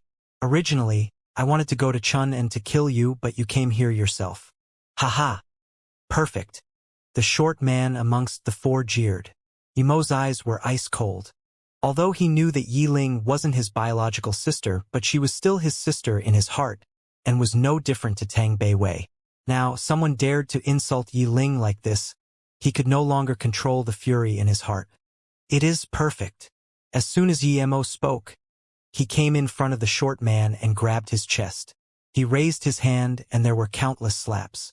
The short man couldn't even struggle in Yemo's hands. He could only open his eyes and look as Yemo kept slapping his face. The sound of beating echoed across the hall. When the other 3 reacted, Yemo came back to Yiling's side. That short man he beat up was casually dumped on the ground.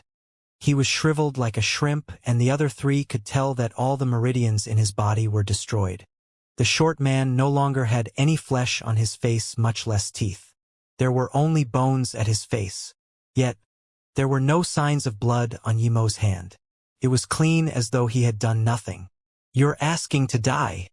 Another man also reacted and pierced towards Yemo with his long sword. It was fast like lightning. Clank. The long sword pierced towards Yemo was sliced apart by Yemo and fell on the ground. Then, Yemo's hand flashed and this man was decapitated. Blood splurged out, but the body was a few meters away from Yemo. No one saw how Yemo broke the sword, nor did they see how Yemo decapitated the man. All they could see was a purple light. After a clank, this man lost his head. Seeing the body on the ground and the shorty who had no flesh on his face, the remaining two men immediately went pale. Was this petrifying? Did he surpass great heaven? Even the great heaven state wouldn't be able to kill people as cleanly and swiftly as him. This was instant kill. At this moment, the two men actually stood dumbfounded. Sneered. Mere for Earth-level fighters dare to start trouble here. You He Lu sect think too highly of yourself. Barong looked at in shock. He didn't even dare to believe came from the Yi family. Mere for Earth-level fighters? God, even one was enough to easily decimate the 5 great families, but he said a mere 4 Earth levels. Who was this grandson of his? Barong shivered and looked at the Yi family people in the room. Some of them were vomiting, and immediately ordered, all members of the Yi family leave. There's no business for you here, Baiguang. You go out and take care of the burial of the dead of Ye's family. Yilong, you stay. Then Barong looked at the pale-faced He Lu sect warriors and surged with excitement. He seemed to have returned to that warring era as hot blood coursed through his veins. Earth-level martial artist actually stood shakily in the hall of the Yi family. Looking at the two, Barong just wanted to laugh out loud. He wanted to let out the satisfaction in his heart. But when he thought of the deceased who had been ridiculed and insulted yesterday, he felt despondent again. What do you want? The older man said shakily. At this moment, the two were standing still, shivered in terror. They now knew the terror of Mo. No wonder he could easily kill many people of the He Lu sect. With his power, it was very easy for him to kill the entire sect. Funny that they were laughing about bodies everywhere in the Yi family and how the Yi family was begging on their knees when they just came into Ye's mansion just now. There was begging, but it wasn't from Mo. It was from them. The He Lu sect was over. It messed with someone they shouldn't have. They were over too. They had never encountered such a master. It was their bad luck. Before they came, if someone said that Mo killed Earth levels like scarecrow dummies, they would have thought that person was dumb or crazy. But now, the reality was in front of their eyes. Now, they understood that there were really such masters in the world. The era of the hidden sect standing at the top of the world had passed all because a monster like Mo appeared. Unless the hidden sect had a great heaven-level master, otherwise no one would be a match for Mo in the entire outer hidden sect. It was way too easy for him to kill a sect. If he said he was going to exterminate the He Lu sect, he wasn't scaring them. It was the truth. Mo sneered. What do I want? You came to Beijing to kill my brother and my sister, yet you ask me what do I want? You just said that the Yi family was going to disappear from Beijing. Why are you asking me now? How can you let us go? Whatever you want we can do for you. The one begging was the older man. Mo reached out his hand and 2 fireballs flew out. The body and that still struggling earth level immediately turned to dust. Inner chi condensing into fire? The older man's face went even paler. He had already tried to overestimate Mo, but he just realized that he was far from understanding Mo's true power. Inner chi condensing into fire. It was said that even great heavens couldn't do that, but this young man did it. Their He Lu sect deserved to be annihilated. He wasn't even thinking about the He Lu sect now. He was thinking about his own safety. Yi Qianbei, as long as Qianbei will have mercy on me and spare Si Hong's life, I'm willing to tell Qianbei where the He Lu sect is. That older man saw Mo fire out the fireball and could no longer control the fright in his heart and knelt down.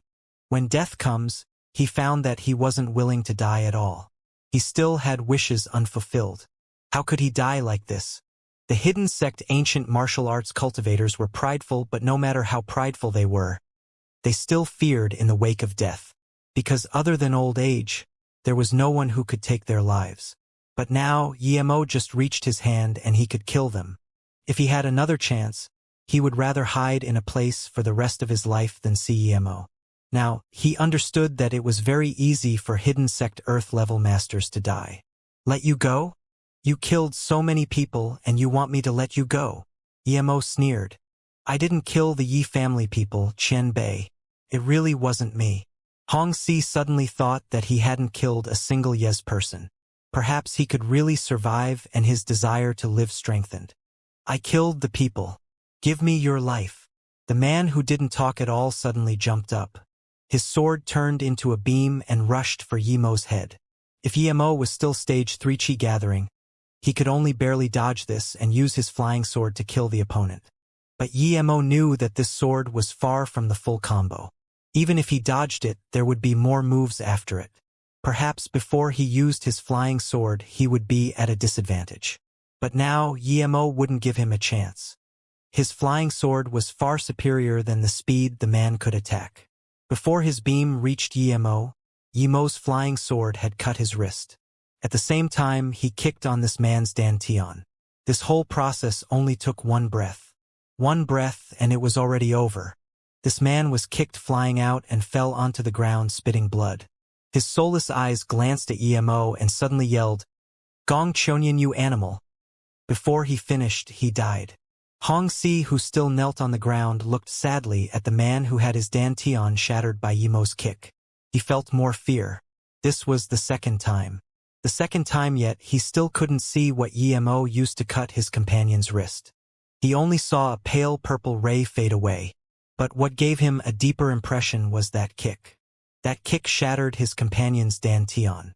Yimo just looked plainly at Hong Si, who knelt on the ground and didn't talk. Hong Si couldn't tolerate the choking silence of death and said shakily, "This time, it was the Elder Gong Zizai's idea to come out and rob the blood coral. Elder Gong is Earth-level tertiary stage. He wanted to use the blood coral to ascend, but he died in Qianbei's hands. Gong Chonyan is the brother of Gong Zizai. He wanted revenge for Elder Gong. So, seeing that Yimo had a bleak face and remained silent, Hong Si felt more uneasy. He hesitated before saying again, "Today, we received news from Liang Qixing of Ping River. He said Qianbei was at Chun'an. So, we were prepared to exterminate the Yi family in midday to prevent Elder Tan and Feng from stopping us.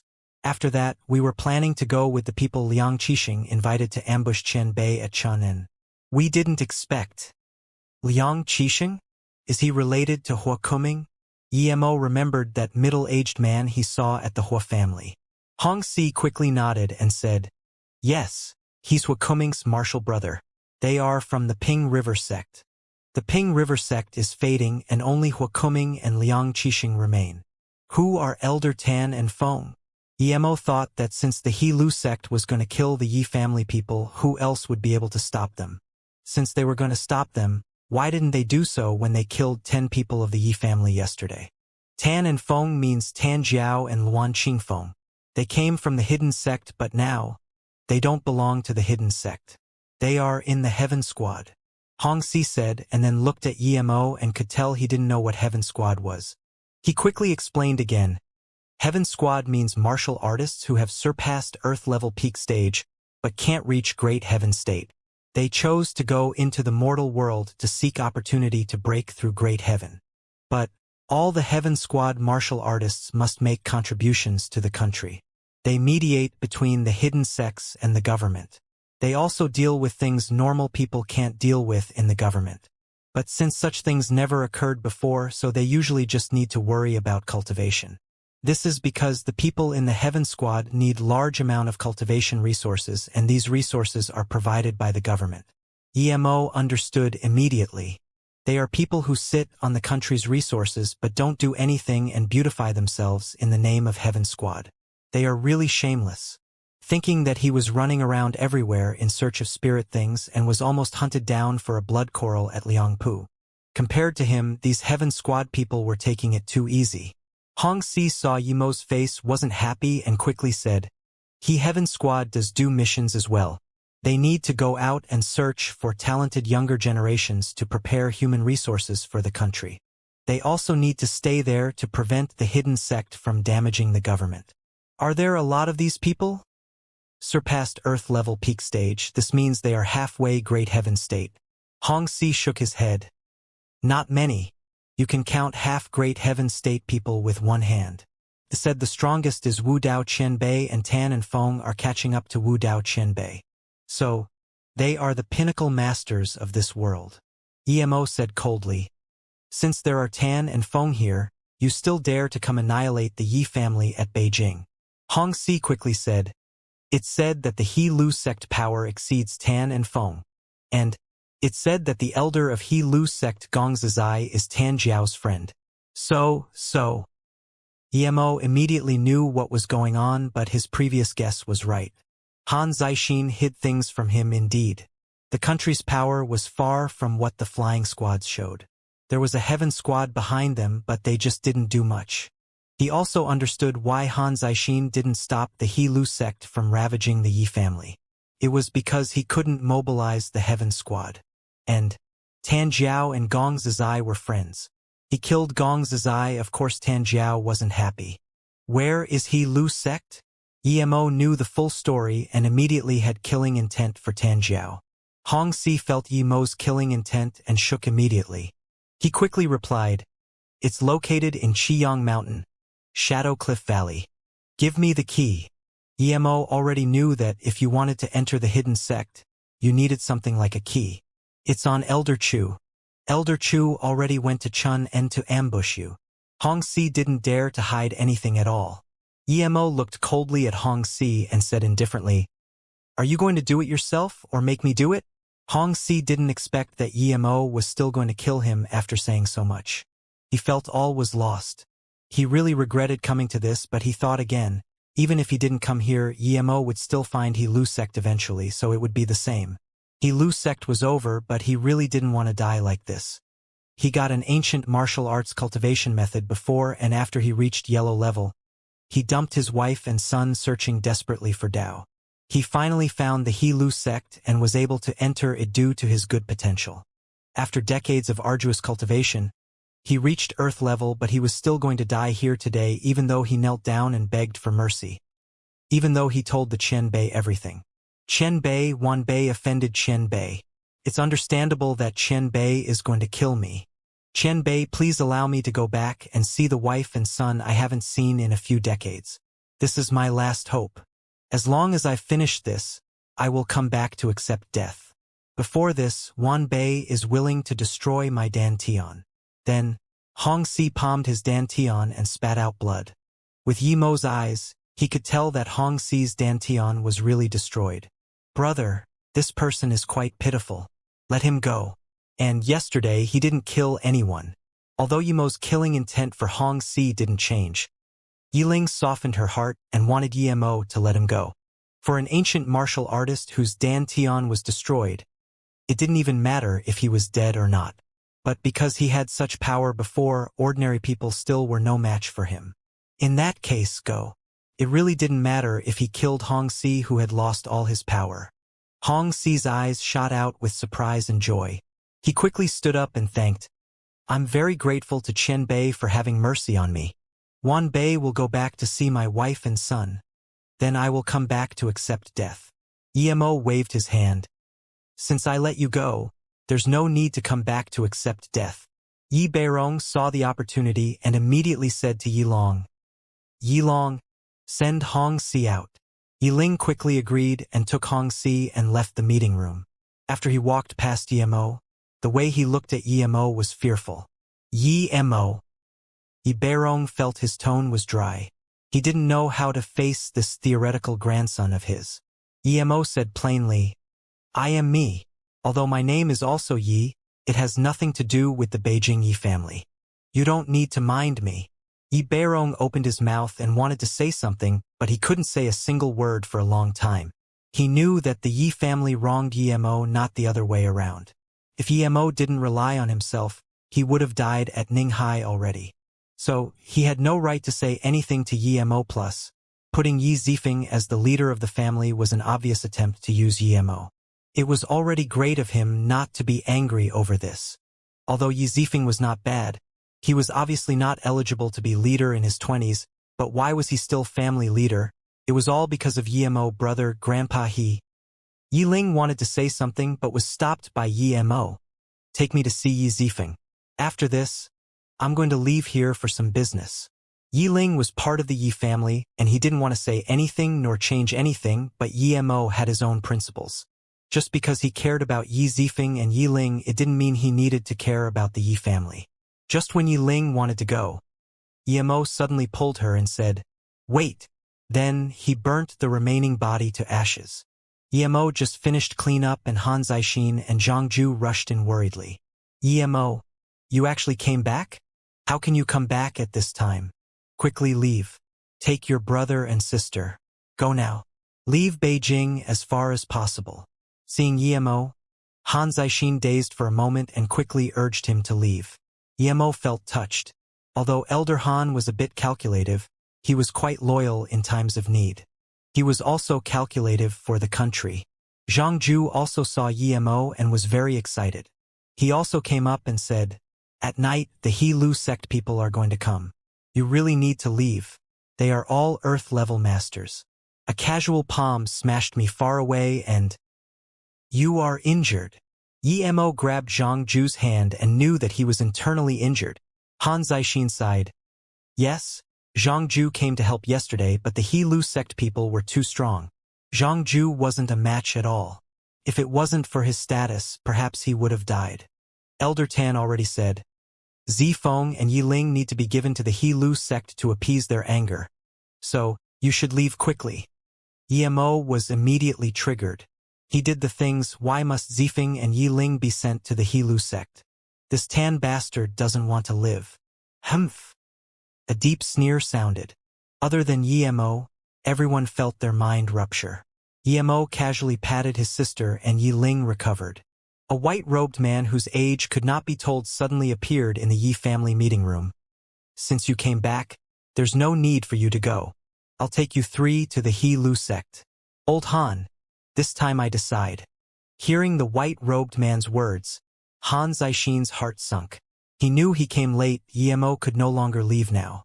Zhangju felt all hope was lost. He knew that even he wanted to do something to help Emo. But in front of Elder Tan, it was all pointless. Although other people didn't see how Tan Jiao came, Emo saw very clearly. He glided in from outside. This martial art was a bit like the wind control Emo used, but it was inferior to wind control. Emo sneered. He wanted to ask where this old fart lived before, but now he sent himself here instead. Before Emo could talk, another man suddenly entered. He wore gray robes and seemed in his 50s. The gray-robed man stopped Tan Jiao. Old Tan, the incident is between the He Lu sect and Emo. Don't harm his family. I know Gong Zizai is your friend, but even if you want revenge, it should be at Emo. It has nothing to do with other people. Qing Feng brother, are you going to stop me as well? Tan Jiao frowned. The gray-robed man sighed. I'm not stopping you. It's for your good. Emo is only in his 20s and he can kill 7 of the He Lu sect people including Gong Zizai.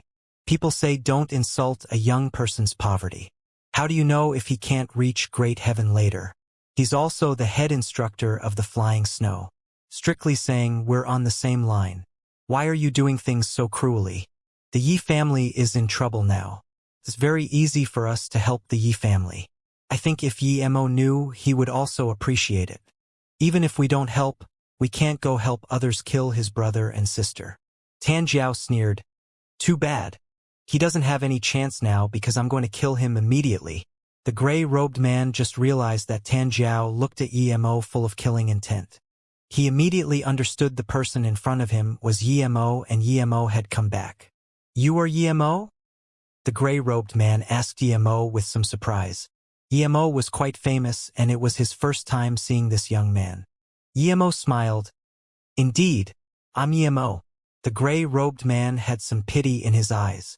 He realized he couldn't even see how strong Emo was, and Emo was calm and confident. If Tan Jiao didn't reach Great Heaven State, he could still stop him, but now he wasn't even a match for Tan Jiao. How could he stop him? You killed the He Lu sect people.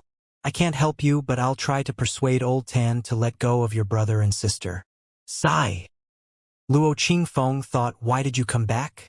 If you didn't, I could still say something and blame everything on you, but since you came back, I really can't say anything. Emo smiled to Luan Qingfeng. No matter what, I still need to thank Qian Bei for your goodwill. But this old thing. Emo pointed at Tan Jiao and swore. Old thing, I didn't do anything to you.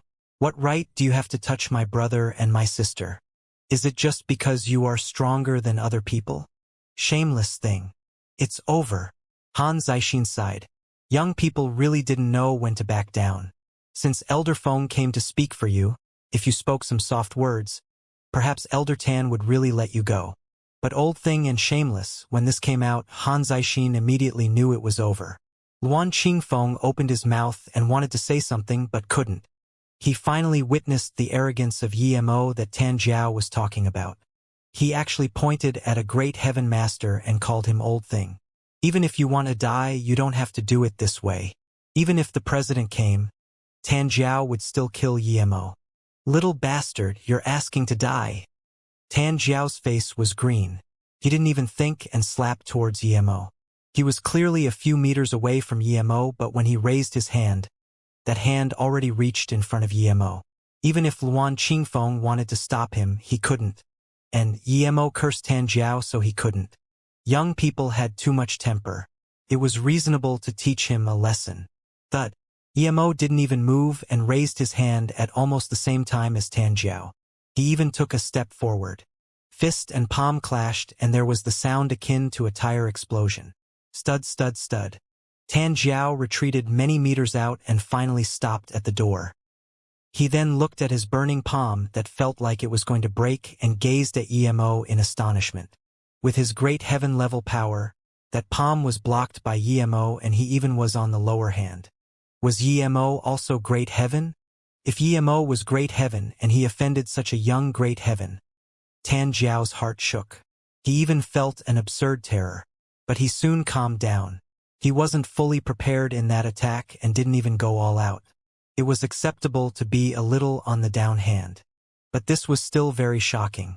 Could be seen that Yemo's power wouldn't be lower than Qingfeng, perhaps even stronger than him. He really couldn't believe that Yemo was great heaven already. Not only was Tan Jiao shocked, but Luan Qingfeng also opened his mouth wide in disbelief. Tan Jiao was great heaven, but Yemo beat him to retreat. How was this possible? He definitely wouldn't believe that Yemo was great heaven at this gi. Although Han Zixin was weak, he could still tell who had the upper hand in that clash. He immediately rejoiced. This Yemo was far out of his expectations. Yemo was also shocked. He didn't think his chi was that much stronger than Tan Jiao. Although it was a little stronger, there wasn't the difference showed in the clash just then. Just then, Tan Jiao rushed his attack while he used his geological advantage. Although he wasn't too clear on Tan Jiao's power level, but with this clash, he knew that Tan Jiao was great heaven level power. He didn't expect this old thing had broken through to great heaven. But Yemo didn't care. Although Tan Jiao was great heaven, his inner chi was inferior to his cultivation essence. When he consolidated his state, Tan Jiao's inner chi was nothing to him. Plus, even in his current situation, it was very simple to kill Tan Jiao. This was the difference between truth spirit cultivators and martial artists. The later it got, the greater the difference. I didn't think you've already reached half-step great heaven. I underestimated you.